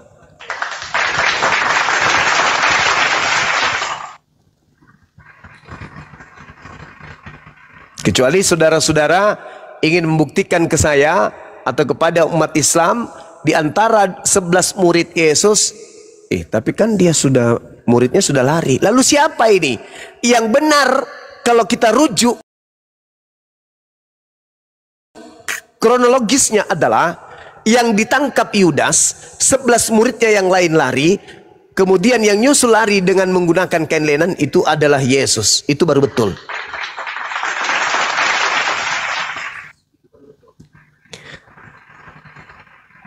Dinda Diansa masih monitor nggak ini? Dinda Diansa monitor nggak? Bang Ardi, monitor Bang Ardi. Mantin Roy. Ada yang bisa buka kamera? Jadi, iya. Silakan dibuka kamera Matius 27 nomor 5 paralel. Bentar. Jangan nampakkan wajahmu, makruh puasa. Ininya aja. Enggak. Matius 27 nomor 5 aja. Matius Paralelnya. 27. Paralel. Waduh, aku nggak buka laptop ya. Ya. Jadi mau buka apa? Orang lagi puasa. Pakai HP. Ya ketik aja paralel deh, nggak apa-apa di HP juga boleh. Bentar.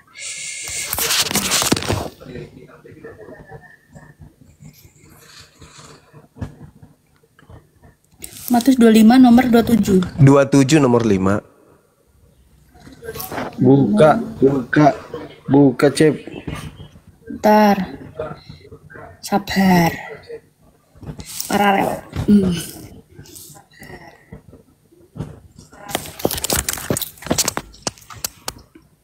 Kecil banget.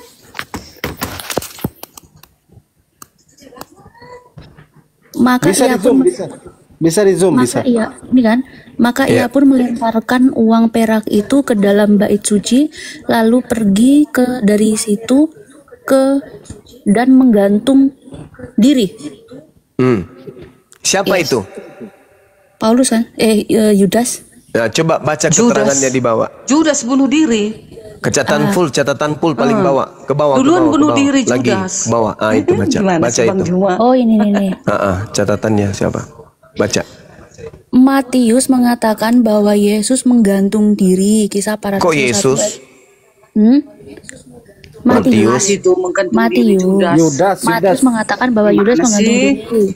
Mencatat bahwa ia tewas karena jatuh.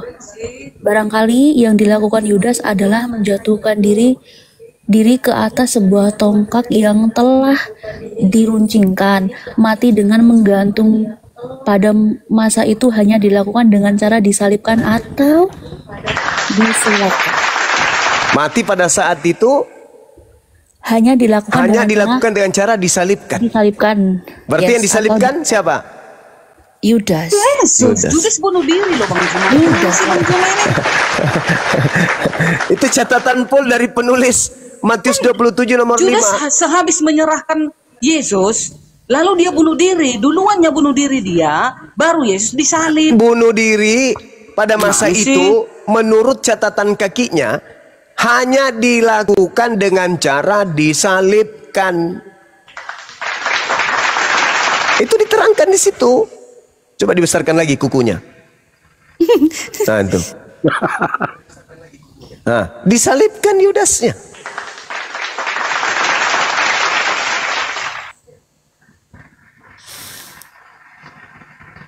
Waduh. Iya, itu kan pendapat di luar. Sekarang yang terbukti nyata dalilnya, mana ada Judas disalib? Lah itu catatannya jelas itu, Bu. Itu kan catatan pendapat-pendapat orang lain. Itu pendapat orang lain. Jadi nanti kalau ada sejarawan yang percaya bahwa Yesus disalib, percaya Bang Juma. Ada ini 6 sejarawan di luar kekristenan. Orang Yahudi ada, Rabi Yahudi ada, percaya Yesus disalib. Gimana? Oke. Jadi kalau misalnya Yudas bercerita tentang Yudas, kita lihat di dalam Matius 26 nomor 15. Atau apa yang bertalian dengan keadaan itu. Kisah para Rasul 1, 18, 19. Yudas membeli tanah darah, lalu bunuh diri, jatuh tertelungkup. Itu kata Kisah para Rasul 1. Yudas membeli tanah lalu bunuh diri. Di Matius 27 nomor 5 nomor 8, Yudas melemparkan uang lalu gantung diri. Imam-imamlah yang memungut uang itu lalu membeli tanah. Ini kontradiksi. Matius 27 menceritakan Yudas bunuh diri dulu, lalu imam yang membeli tanah. Kisah para Rasul 1, 18, 19, Yudas membeli tanah dulu, lalu bunuh diri. Mana yang betul? Jelas duluan Judas bunuh diri, mati, lalu Yesus disalib. Sekarang kenapa orang teman-teman muslim mengatakan bahwasanya diserupakan dengan Judas? Kan lari jalur. Lah, penyaliban itu terjadi memang, iya. Sekarang ketika berbicara mengenai Yudas bunuh diri, mana yang betul? Yudas melemparkan uang, lalu gantung diri, imam kemudian membeli tanah. Atau yang betul adalah Yudas membeli tanah dulu, lalu gantung diri. Mana yang betul? Iya samanya itu duluannya dapatnya keping 30 keping perak itu. Lalu dibelinya lah tanah. Gimana? Siapa yang membeli tanah? Yudas atau imam? Ya. Iya maksudnya. Ya. Sekarang kita kan membicarakan tentang siapa yang diserupakan itu. Enggak, Kan supaya orang cerita Bang Juma yang bilang Anda si sebutkan Judas. tadi, Bu, bahwa Yudas dibunuh diri dulu baru Yesus, itu kita lihat titik akurat informasi di Matius 27, Yudas melemparkan uang lalu bunuh diri, tidak beli tanah. Imam yang beli tanah setelah Yudas bunuh diri. Di Kisah Para Rasul 1:18, Yudas beli tanah dulu, bukan imam yang beli tanah. Lalu kemudian Yudas bunuh diri. Mana yang betul? Iya, sekarang Iya, kita apa? ini dengar Bang Juma. Tadi kata Judas, yang mana nanti yang kucium itulah tangkap.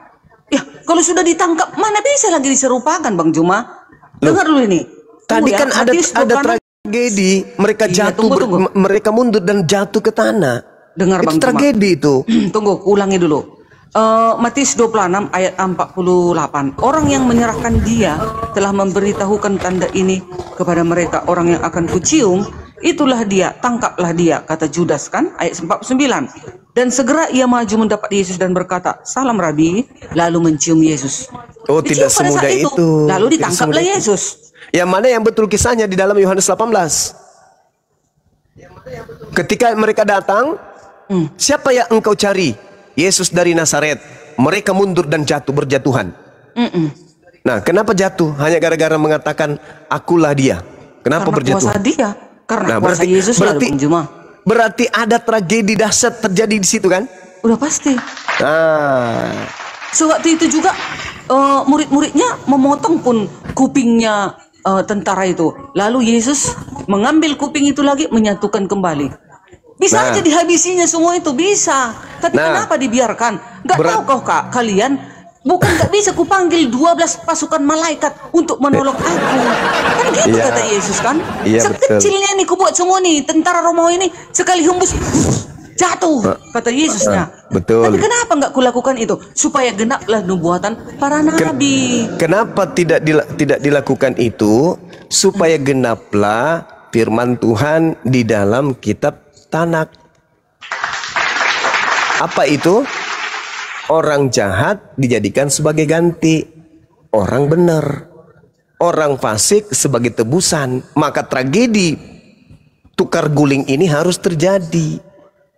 Maka apa yang ibu ceritakan tadi itu, potong kuping, berjatuhan dan seterusnya, itu adalah tragedi proses penggantian orang fasik menduduki jabatan sebagai tersangka di atas salib.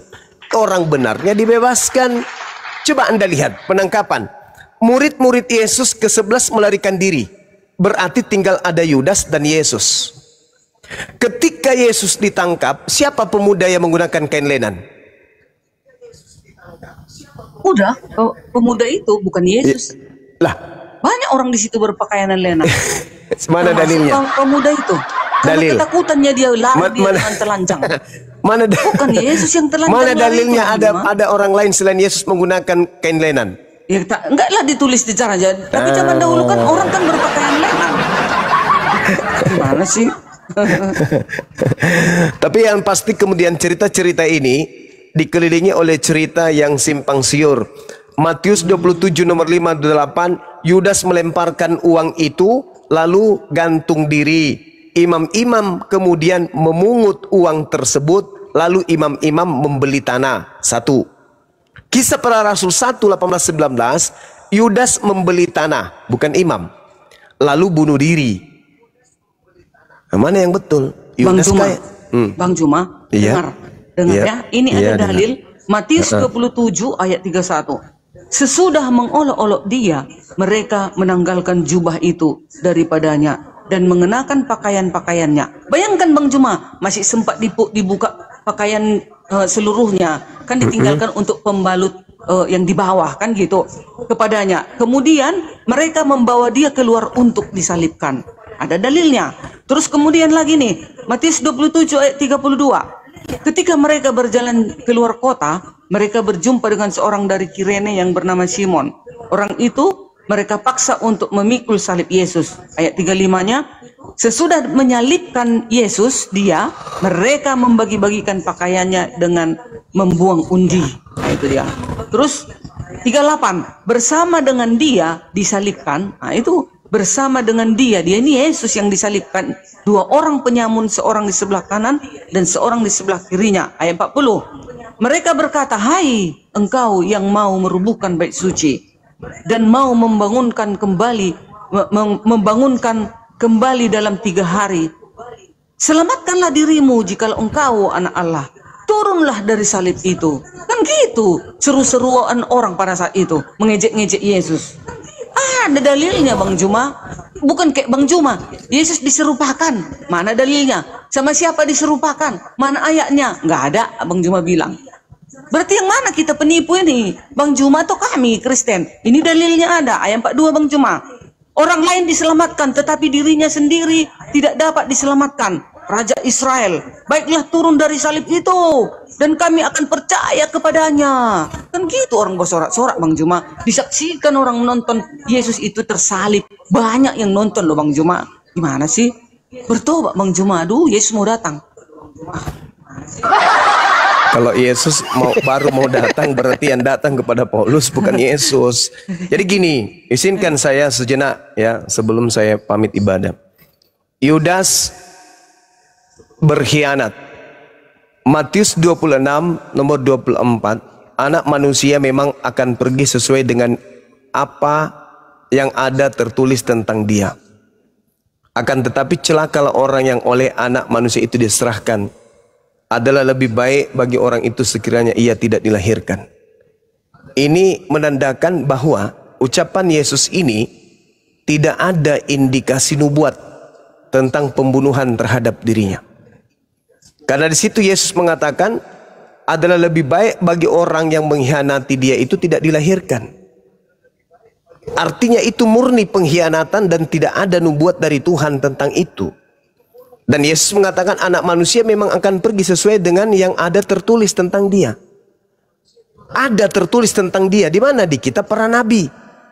Bagaimana dia diloloskan. Dan yang menggantikannya adalah pengkhianat.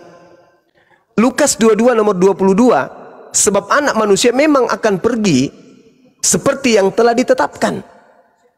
Kalau anak manusia ini, Yesus ini ditetapkan pergi dalam keadaan dibunuh, maka kenapa Yudas itu dikatakan oleh Yesus adalah lebih baik kalau dia itu tidak dilahirkan?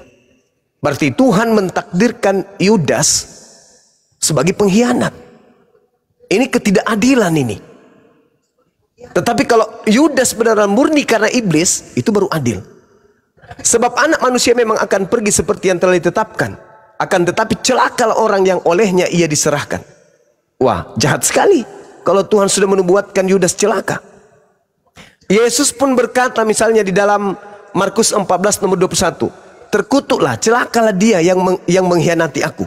Loh, bukankah penyaliban itu adalah rencanamu? Kenapa kamu mengutuk Yudas?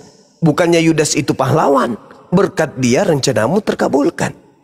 Tapi yang betul adalah Matius 4 nomor 6. Lalu berkatalah kemudian iblis kepada Yesus, jikalau engkau adalah anak Allah, anak Tuhan, jatuhkanlah dirimu ke bawah, sebab ada tertulis mengenai engkau, Tuhan akan memerintahkan malaikat-malaikatnya dan mereka akan menatang engkau di tangannya agar kakimu tidak terantuk kepada batu. Ini nubuat untuk Yesus. Di dalam Mazmur 91 nomor 11-12 benar-benar tertulis tentang Yesus. Apa itu? Malaikat-malaikatnya akan diperintahkannya kepadamu untuk menjaga engkau di segala jalanmu. Mereka akan menatang engkau di atas tangannya supaya kakimu jangan terantuk kepada batu. Berarti Yesus tidak diizinkan kemudian dibunuh. Di dalam Ibrani 5 nomor 7, Yesus berdoa agar selamat dan dia dikabulkan atas kesolehannya. Sedangkan Yudas di dalam Yohanes 6 nomor 70, namun seorang di antaramu adalah iblis. Dia adalah orang yang dikutuk. Galatia 3 nomor 13, iblis inilah yang dikutuk. Ulangan 27 nomor 25, si pemakan suap inilah yang dikutuk. Jadi kenapa kemudian Yudas ini yang harus dikutuk? karena Yudas sering mencuri uang kas. Baca di dalam Yohanes 12 nomor 6, di mana Yudas seringkali kemudian mencuri uang kas sehingga ia dikutuk. Keluaran 23 nomor 78 jelas jangan menerima suap. Karena orang yang menerima suap ini kemudian yang akan dikutuki oleh Tuhan. Ya, sedangkan di dalam Matius 26 nomor 15 yang menerima suap adalah Yudas. Yohanes 19:31, mayat diturunkan sebelum Sabat. Berarti mayat ini adalah mayat yang melakukan dosa. Dikarenakan Ulangan 21 nomor 22 23, apabila orang engkau hukum karena engkau hukum mati karena dosanya sepadan dengan hukuman mati, jangan kau biarkan mayatnya semalam-malaman di atas salib. Karena jangan sampai dia menyentuh tanah, yang mana tanah itu adalah tanah yang diwariskan oleh nenek moyangmu, oleh Tuhanmu kepada nenek moyangmu. Nah, lalu Markus mengatakan di dalam Markus 14:21, terkutuklah dan celakalah dia yang mengkhianati aku. Jadi yang celaka itu yang mengkhianat, bukan Yesus. Satunya kandidat yang berkhianat kepada Yesus hanya Yudas. Dia adalah iblis. Maka yang dibunuh, yang disalibkan adalah orang pengkhianat, sebagaimana yang sudah tertulis Amsal 21:18, pengkhianat dijadikan sebagai tebusan bagi orang benar. Amsal 17:23, orang fasik menerima suap. Amsal 21 nomor 18, orang fasik dijadikan sebagai tebusan. Nah, yang menerima suap adalah Yudas. Berarti yang fasik adalah Yudas. Matius 27 nomor 58, Yudas melemparkan uang itu kemudian lalu bunuh diri, bertentangan dengan Kisah Para Rasul 1:18 nomor 19. Sekira begitu sebagai penutup dari saya untuk saudara-saudara, silakan diambil alih forum kita ini agar supaya banyak yang mendengarkan dan menerima kemudian edukasi yang dulu, kita Bang sampaikan. Cuma. Demikian. 2 menit Gimana? lagi, jangan dulu keluar. Oke. Gurunda, izin informasi Gurunda, informasi sebentar. Budar ini sudah pernah mengakui Tuhannya 3, Gurunda. 3 Tuhan. Lanjut. Yang dipaksakannya aku dipaksa. Oke. Nah, tadi kan aku udah banyak loh Bang Juma membawakan dalil bahwasanya Yesus disalib. Banyak kali ayatnya, di Matius juga banyak disalib. Di dalam inilah Injil tadi, Matius, Lukas, ini lagi Isa putra Maryam, Rasul Allah. Padahal mereka tidak membunuhnya dan tidak pula menyalibnya. Tetapi yang mereka bunuh adalah orang yang diserupakan dengan Isa. Mana namanya yang diserupakan ini? Ini dari tadi ku tunggu-tunggu nggak ada loh. Hanya klaim aja si Judas. Sementara Judas udah duluan mati. Yesus baru ke depannya. Jam apa baru Yesus disalib? Judas udah duluan gantung diri. Nah, tetapi dari tadi Bang Juma aku tunggu-tunggu. Siapa? Di mana ayatnya ya? Kalau ada memang aku keluar dari kekristenan. Kalau ada ayatnya yang menggantikan Yesus itu adalah si Judas. Dalilnya berarti nokoh kan selama ini. Menokoh selama ini para bapak-bapak gereja yang mencatatkan ini. Para rasul itu yang mencatatkan. Kalau ada dalilnya bahwasanya diserupakan, ini namanya nokoh. Tidak bisa diikutin ini. Kutinggalkan. Ini nggak ada. Dari tadi aku sudah kusebutkan ayat penyalipan. Sedangkan sejarawan ada 6 di luar dari kekristenan mengakui Yesus itu disalib. Itu. Ayo Bang Handi. Kalau memang Bang Juma sudah pergi. Di dalam Matius, padamu aku tidak akan minum lagi hasil pokok anggur ini sampai pada hari aku meminumnya, yaitu yang baru bersama-sama dengan kamu di dalam kerajaan Bapa. Itu kata Yesus. Yohanes 19 nomor 30, setelah dia minum anggur asam, maka dia menyerahkan nyawanya, maka matilah dia. Itu siapa itu, Bu? Tadi dia berkata, aku tidak akan minum anggur lagi sebelum nanti di kerajaan surga. Tapi kok ada yang minum anggur di atas salib? Itu lagi kan? Salah lagi Bang Juma. Itu maksudnya itu, minum anggur itu tentang apa itu nanti? Perjamuan. Terus yang minum anggur asam ini kan memang yang disuguhkan kepada Yesus karena dia haus katanya. Lalu dia diberikan minum anggur asam itu. Bang Juma mencocok-cocokkan. Loh, dia kan berkata, aku tidak akan minum anggur lagi selain nanti di kerajaan Bapak. Iya, nanti di kerajaan surga itu baru dia minum anggur. Kita bersama dia di sana makan dan baru minum anggur. Gitu. Lalu yang minum anggur di salib, di tiang salib itu siapa? Ya Yesus. Disuguhkan dia minum anggur asam. Ya udahlah Bu Darni, silakan dengan iman Ibu. Dan itu dituliskan bersamaan dengan bersamaan waktunya penulis Bible Anda. Sayangnya Al-Quran bukan seperti itu. Al-Quran hanya menganulir, menggeser pernyataan orang-orang bahwa yang disalib itu adalah Yesus. Nabi yang datang kepada Bani Israel lahir tanpa ayah mengajarkan Injil kepada mereka. Itu yang ditolak oleh Al-Quran. Al-Quran kalau karangan Nabi Muhammad, bisa saja dia menuliskan adalah Yudas, bisa.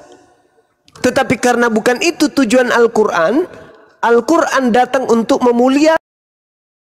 Bukan dia yang ditampar, bukan dia yang diludahin, bukan dia yang ditonjok, bukan dia yang kemudian ditelanjangin, bukan dia yang digantung, bukan dia yang dibunuh, bukan dia yang ditombak. Dengan kata lain, Nabi Isa alaihissalam tetap mulia, bukan dikutuk. Itu Al-Quran itu datang bukan untuk mengatakan bahwa yang disalib itu bukan Nabi Isa, tapi yang disalib itu adalah Yudas, bukan.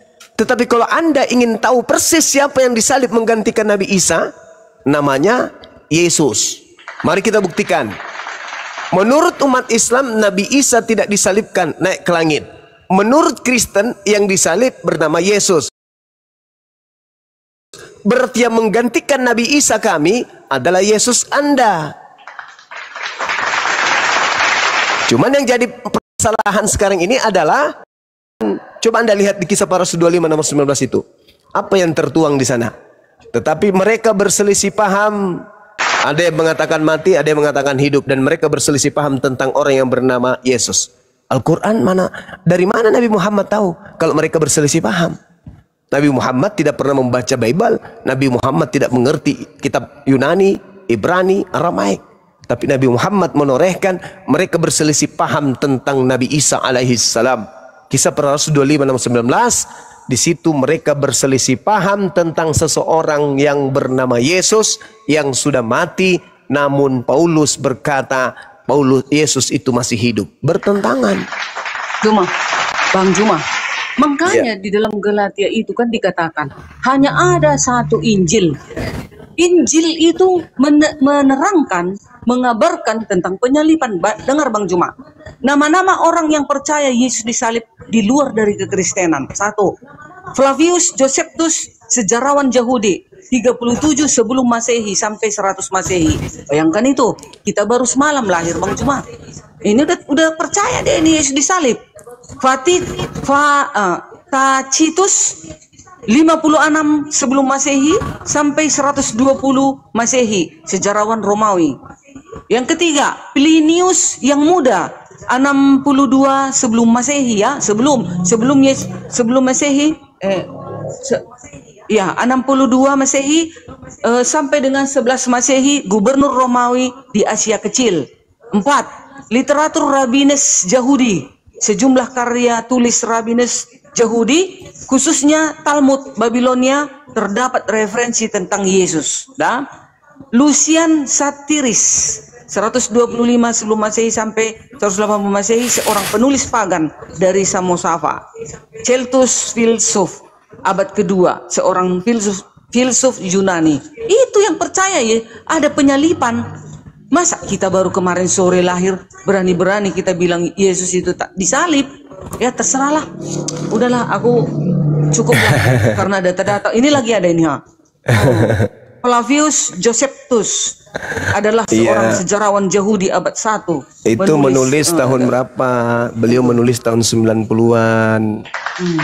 Iya, dibanding kita Bang Juma baru lahir 50 tahun kemarin. Saya lebih percaya wahyu dari langit daripada miliaran orang bersaksi-saksi. Kebenaran itu tidak butuh saksi. Kalau yang dikatakan kebenaran tidak butuh saksi. Benar ya benar. Contoh, kenapa kita percaya kepada Nabi Musa? Ketika Nabi Musa berkata, Allah menciptakan, pada mulanya Allah berfirman, jadilah terang. Kenapa kita percaya itu? Adakah kita melihat? Adakah saksi melihat Tuhan menciptakan hari pertama, hari kedua? Tak ada. Kenapa kita percaya? Karena kita yakin itu wahyu dari langit. Makanya kita percaya. Jadi kita tidak butuh saksi akan kebenaran. Justru kebohongan yang diusung agar dianggap benar, itulah yang kemudian mempersiapkan saksi-saksi supaya bisa menyesatkan orang. Maka kesaksian-kesaksian palsu harus banyak. Kalau kebenaran tidak perlu saksi. Contoh nih, misalnya ada pembunuhan terjadi, dilakukan oleh Pak Bom misalnya, membunuh seorang anak SD. Tak ada yang melihat pembunuhan itu dilakukan oleh Pak Bom, tapi anak itu mati, dibuangnya kemudian di laut. Pertanyaannya, apakah pembunuhan itu tidak terjadi dikarenakan tak ada saksinya? Tetap saja terjadi. Karena itu kebenaran, maka tidak butuh saksi. Begitu sebaliknya, anak itu tidak dibunuhnya, tapi dipeliharanya oleh Pak Bom. 1000 orang bersaksi Bom membunuh anak itu, tapi tidak dibunuh, maka kesaksian itu siapapun yang bersaksi itu adalah bullshit. Jadi kebenaran itu tidak butuh saksi. Coba, apa kata Yesus? Engkau menghakimi seseorang, tetapi aku tidak menghakimi. Namun apabila aku menghakimi, maka kesaksianku itu benar. Sebab aku tidak seorang diri, melainkan aku bersama dengan Bapa. Bukankah di dalam kitab Tauratmu dikatakan, 2 saksi adalah sah, dan akulah yang bersaksi tentang diriku, dan juga Bapa bersaksi tentang aku. Berarti aku dan Bapa adalah 2 saksi. Aku dan Bapa adalah 2. Yohanes 8 itu jelas itu. Nomor 15, 16, 17, 18. Yosefus itu tadinya adalah anak daripada seorang kaisar dari Roma. Jadi kalau dia berpihak kepada agama kakeknya, mamanya, neneknya, anak bapak angkatnya, wajar. Toh dia adalah pengkhianat yang tadinya adalah tentara Yerusalem, tentara daripada orang yang menyerang kekaisaran Roma. Dia ditangkap, habis itu dia diangkat menjadi keluarga dari kaisar, lalu kemudian dia menulis cerita yang berpihak kepada kekaisaran. Itu fakta. Jadi 1000 Flavius Yosefus, 1000 dia tidak ada artinya dibandingkan wahyu dari yang maha melihat. Saya kira begitu dari saya. Salam alaikum, akhi. Mudah-mudahan apa yang saya sampaikan ini bisa edukasi buat teman-teman yang ada di bawah. Demikian. Silakan, akhi. Silakan. Yesus itu sejarawan yang tidak sejaman hidupnya dengan Yesus, ya. Betul. Dan dia dikatakan merupakan seorang yang dianggap pengkhianat, ya. Josephus Flavius itu ketika orang-orang sedang berjuang untuk melawan Greek Roman Empire, dan dia akhirnya membelot gitu. Jadi ada beberapa para ulama yang menyatakan bahwa dia adalah pengkhianat dan dia tidak sejaman dengan Yesus, jauh, ya. Terus menarik juga tadi ada Yesus di dalam Talmud. Wah. Kalau anu meyakini dalam Talmud, waduh pasti kecewa. Karena sebenarnya yang membela Maria itu Islam, ya. Kalau dalam Yahudi, Maria itu berzina dianggapnya, ya. Karena ada dia kan bisa dibuka di Talmud Sanhedrin, ya. Nanti di situ dikatakan bahwa dia anak Yosef ben Pandera, ya, seorang tentara Roma. Gitu, dia dianggap anaknya Yosef ben Pandera. Kenapa? Terindikasi bahwa Maria ini berzina.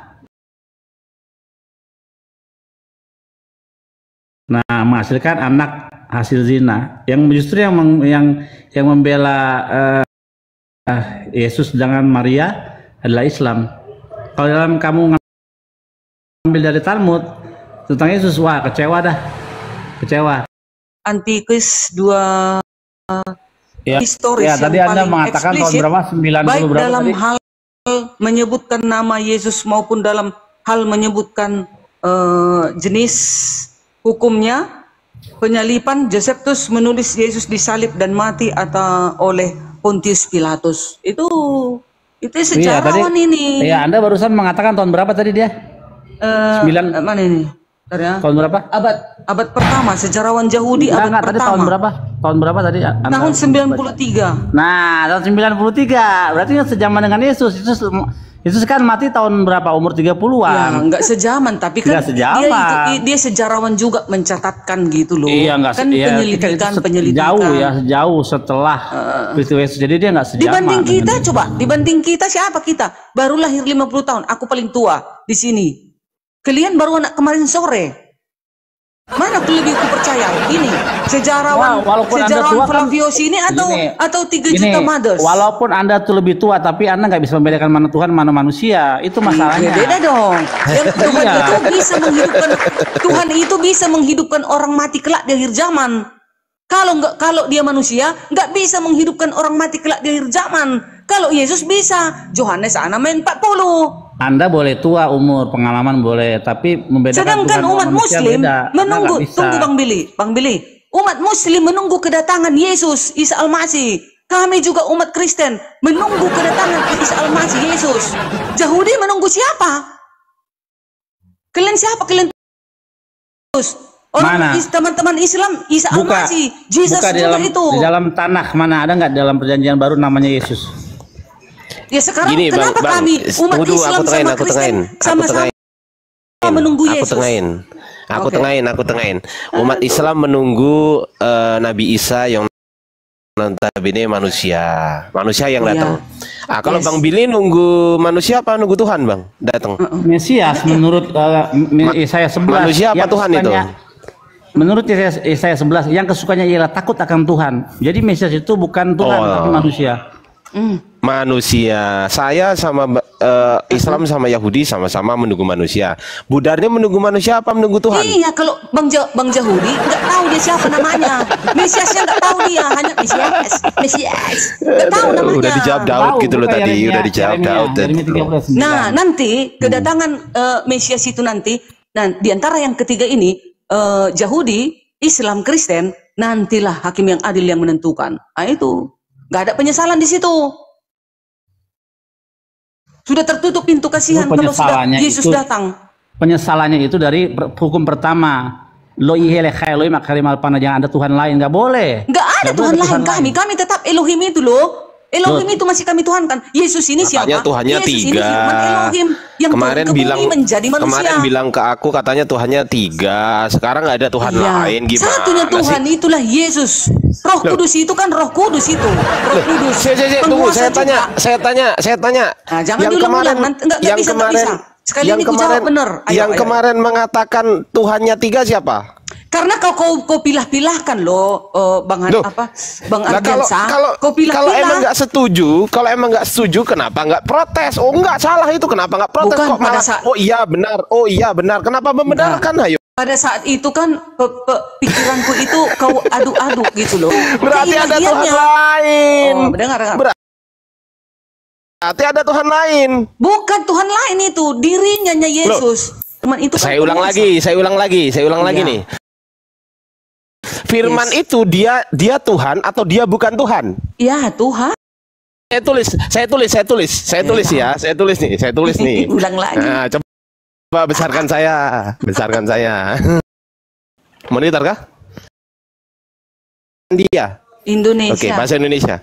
Sesuai dengan bahasa Indonesia. Saya tanya sesuai dengan bahasa Indonesia. Saya nggak tanya keyakinan Budarni ya. Sesuai dengan bahasa Indonesia yang Budarni sampaikan ke saya. Apa definisi manusia? Ya, ada tubuh. Buka dulu dong, buka KBB dulu dong. Okay, apa definisi manusia? Makhluk yang hidup. Makhluk yang berakal budi. Betul. Ya udah, makhluk hidup dan berakal budi. Apa definisi makhluk? Coba cek di KBBI. Apa definisi makhluk? Ayo. Cek. Aduh. Punya tubuh, punya tangan. punya ini, itulah. Ya, enggak, jangan gitu dong. Jangan gitu dong. Dicek dulu dong KBBI. Apa definisi makhluk apa? Tuhan atau bukan Tuhan? Bukan Tuhan. Yesus, nih tulis Yesus nih, Yesus. Berarti kesimpulannya kalau ada firman menjadi manusia, dengan kata lain Tuhan menjadi bukan Tuhan, betul? Tuhan menjadi bukan Tuhan. Bukan Tuhan. Manusia bukan Tuhan. Definisi itu. Ayo. Kalau definisi itu yang kau bawa. Aku harus menyangkal dong. Ini kan yang tadi sabar Bu Darni, gantian lah. Yang tadi sepakat manusia bukan Tuhan siapa? Iya, Bu Darni atau saya? Saya. Oke. Yang tadi mengatakan firman adalah Tuhan siapa? Bu Darni. Nah, yang tadi mengatakan firman menjadi manusia siapa? Saya. Oh ya sudah. Berarti semuanya jawaban Bu Darni atau jawaban saya? Jawaban saya. Oke, Anda menjawab firman menjadi manusia, firman adalah Tuhan, menjadi tetap menjadi, manusia adalah bukan Tuhan. Kesimpulannya, ketika Anda mengatakan firman menjadi manusia, dengan kata lain Anda mengatakan Tuhan menjadi bukan Tuhan, betul? Tuhan menjadi bukan Tuhan. Nah, manusia kan bukan Tuhan. Manusia kan bukan Tuhan. Iya. Ayo. Ya sudah. Iya. Berarti Tuhan menjadi manusia yang notabene manusia adalah bukan Tuhan, betul? Oke. Nah, kalau ya sudah. menurut ini berarti kesimpulannya Yesus adalah Tuhan yang menjadi bukan Tuhan. Sepakat? Yesus adalah Tuhan yang menjadi bukan Tuhan. Iya, itu untuk perkataan manusia. Betul nggak? Betul nggak? Yesus adalah Tuhan menjadi bukan Tuhan, betul? Iya. Oke, saya tulis sih jawaban Bu Darni, saya tulis nih. Iya. Jawaban. Masih aku bisa bela diri ya? Bela diri. Sabar dulu Bu Darni. Sabar dulu Bu Darni. Saya nulis dulu sesuatu jawaban Bu Darni gitu loh. Yes. Bu Darni nih, jawaban Bu Darni. Tuhan menjadi bukan Tuhan. Pertanyaan saya, ketika bukan Tuhan, sebutannya Tuhan atau bukan Tuhan? Ya, bukan Tuhan lah. Kalau ya sudah, bukan Tuhan. Berarti Yesus bukan Tuhan. Nah, selesai. Itu kan pernyataanmu. Itu kan kali-kali membagimu. Loh, Anda sendiri yang menjawab barusan. Nggak ada seperti itu. Menganalisis Yesus bukan seperti itu. Loh, saya tanya sekarang. Saya tanya, sebelum tunggu, Ardi jawab dulu aku. Sebelum ini kan tuh. Gimana lah Bu Darni ini? Aduh, Bu Darni. Bu Darni yang jawab sendiri. Yesus adalah firman yang menjadi manusia. Saya tanya, firman Tuhan bukan? Tuhan. Manusia Tuhan bukan? Bukan. Ya sudah, berarti kesimpulannya Tuhan menjadi bukan Tuhan, betul? Cek. Betul. Mati tadi soundcardku. Iya, bukan Tuhan. Iya, betul nggak? Tuhan menjadi bukan Tuhan ini betul nggak?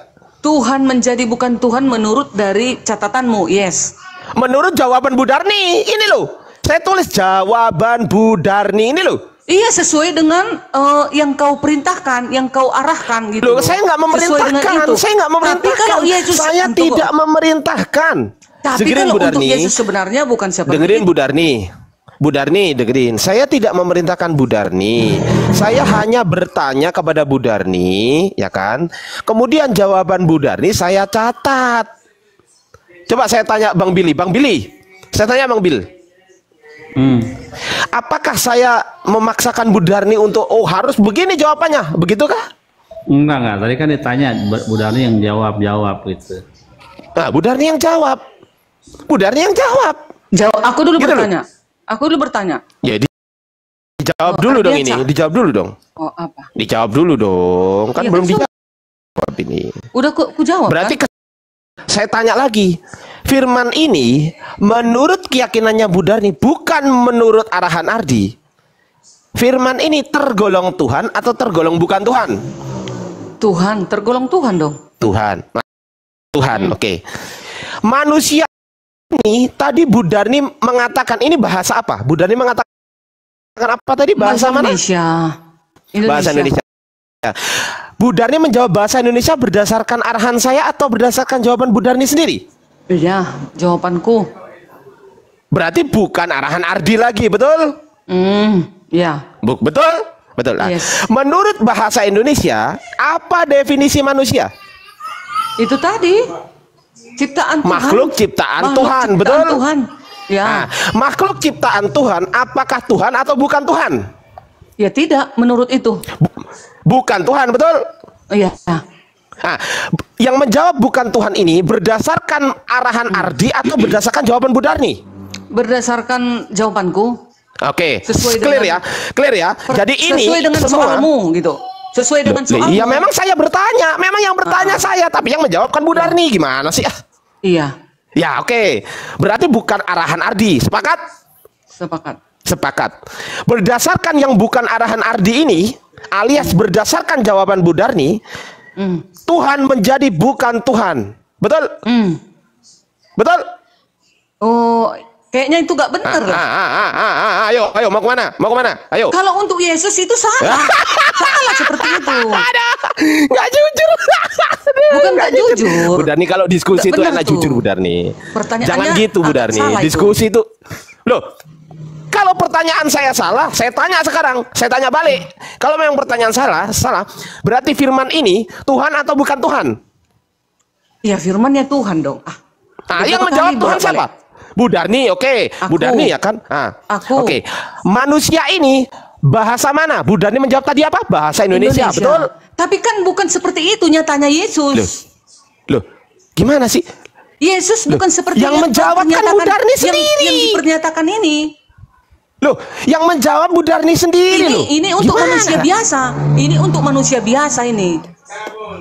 Loh, oke, saya ikutin. Berarti manusia ini Tuhan atau bukan Tuhan? Kalau manusia yang datang ke bumi ini adalah Tuhan, itulah Yesus. Oke, berarti manusia Yesus Tuhan, betul? Ya, karena gelarnya saya Tuhan. Saya tulis nih, manusia Yesus Tuhan. Saya tulis ya, gelarnya. manusia Yesus. Gitu. Gelarnya Yesus Loh. Tuhan gitu. Oh, gitu. Manusia Yesus Tuhan bukan? Gelarnya Tuhan. Loh lah iya, yang saya tanyakan gelarnya manusia ini Tuhan bukan? Tuhan, gelarnya Yesus lah, itu iya. Tuhan. Berarti manusia ini Tuhan, betul? Yes, iya. Berarti Tuhan menjadi Tuhan, betul? Bukan, Tuhan itu datang ke bumi sebagai manusia. Yang gelar Tuhan itu datang ke bumi sebagai manusia. Gitu. Tuhan menjadi manusia, kesimpulannya Tuhan menjadi Tuhan karena manusia ini Tuhan, betul? Iya, gelarnya manusia itu. Sudah. Selain Tuhan, pasti bukan Tuhan. Satu S2 S3 ya, semuanya manusia lah. Masa Tuhan bergelar S1? Gimana sih? Gimana Bang Billy? Coba Bu Darni, ini direktur manusia bergelar Tuhan ya, ada begitu. Iya, makanya itu Bang Bill. Aku dulu. Kami kan nggak bisa mengikuti arus pernyataan kalian. Karena ini pertanyaan bukan pernyataan. Yesus kami itu bukan begitu. Gak bisa kau buat hitungannya seperti itu. Kok hitungan gitu? Iya Loh, ini konsep logika ini.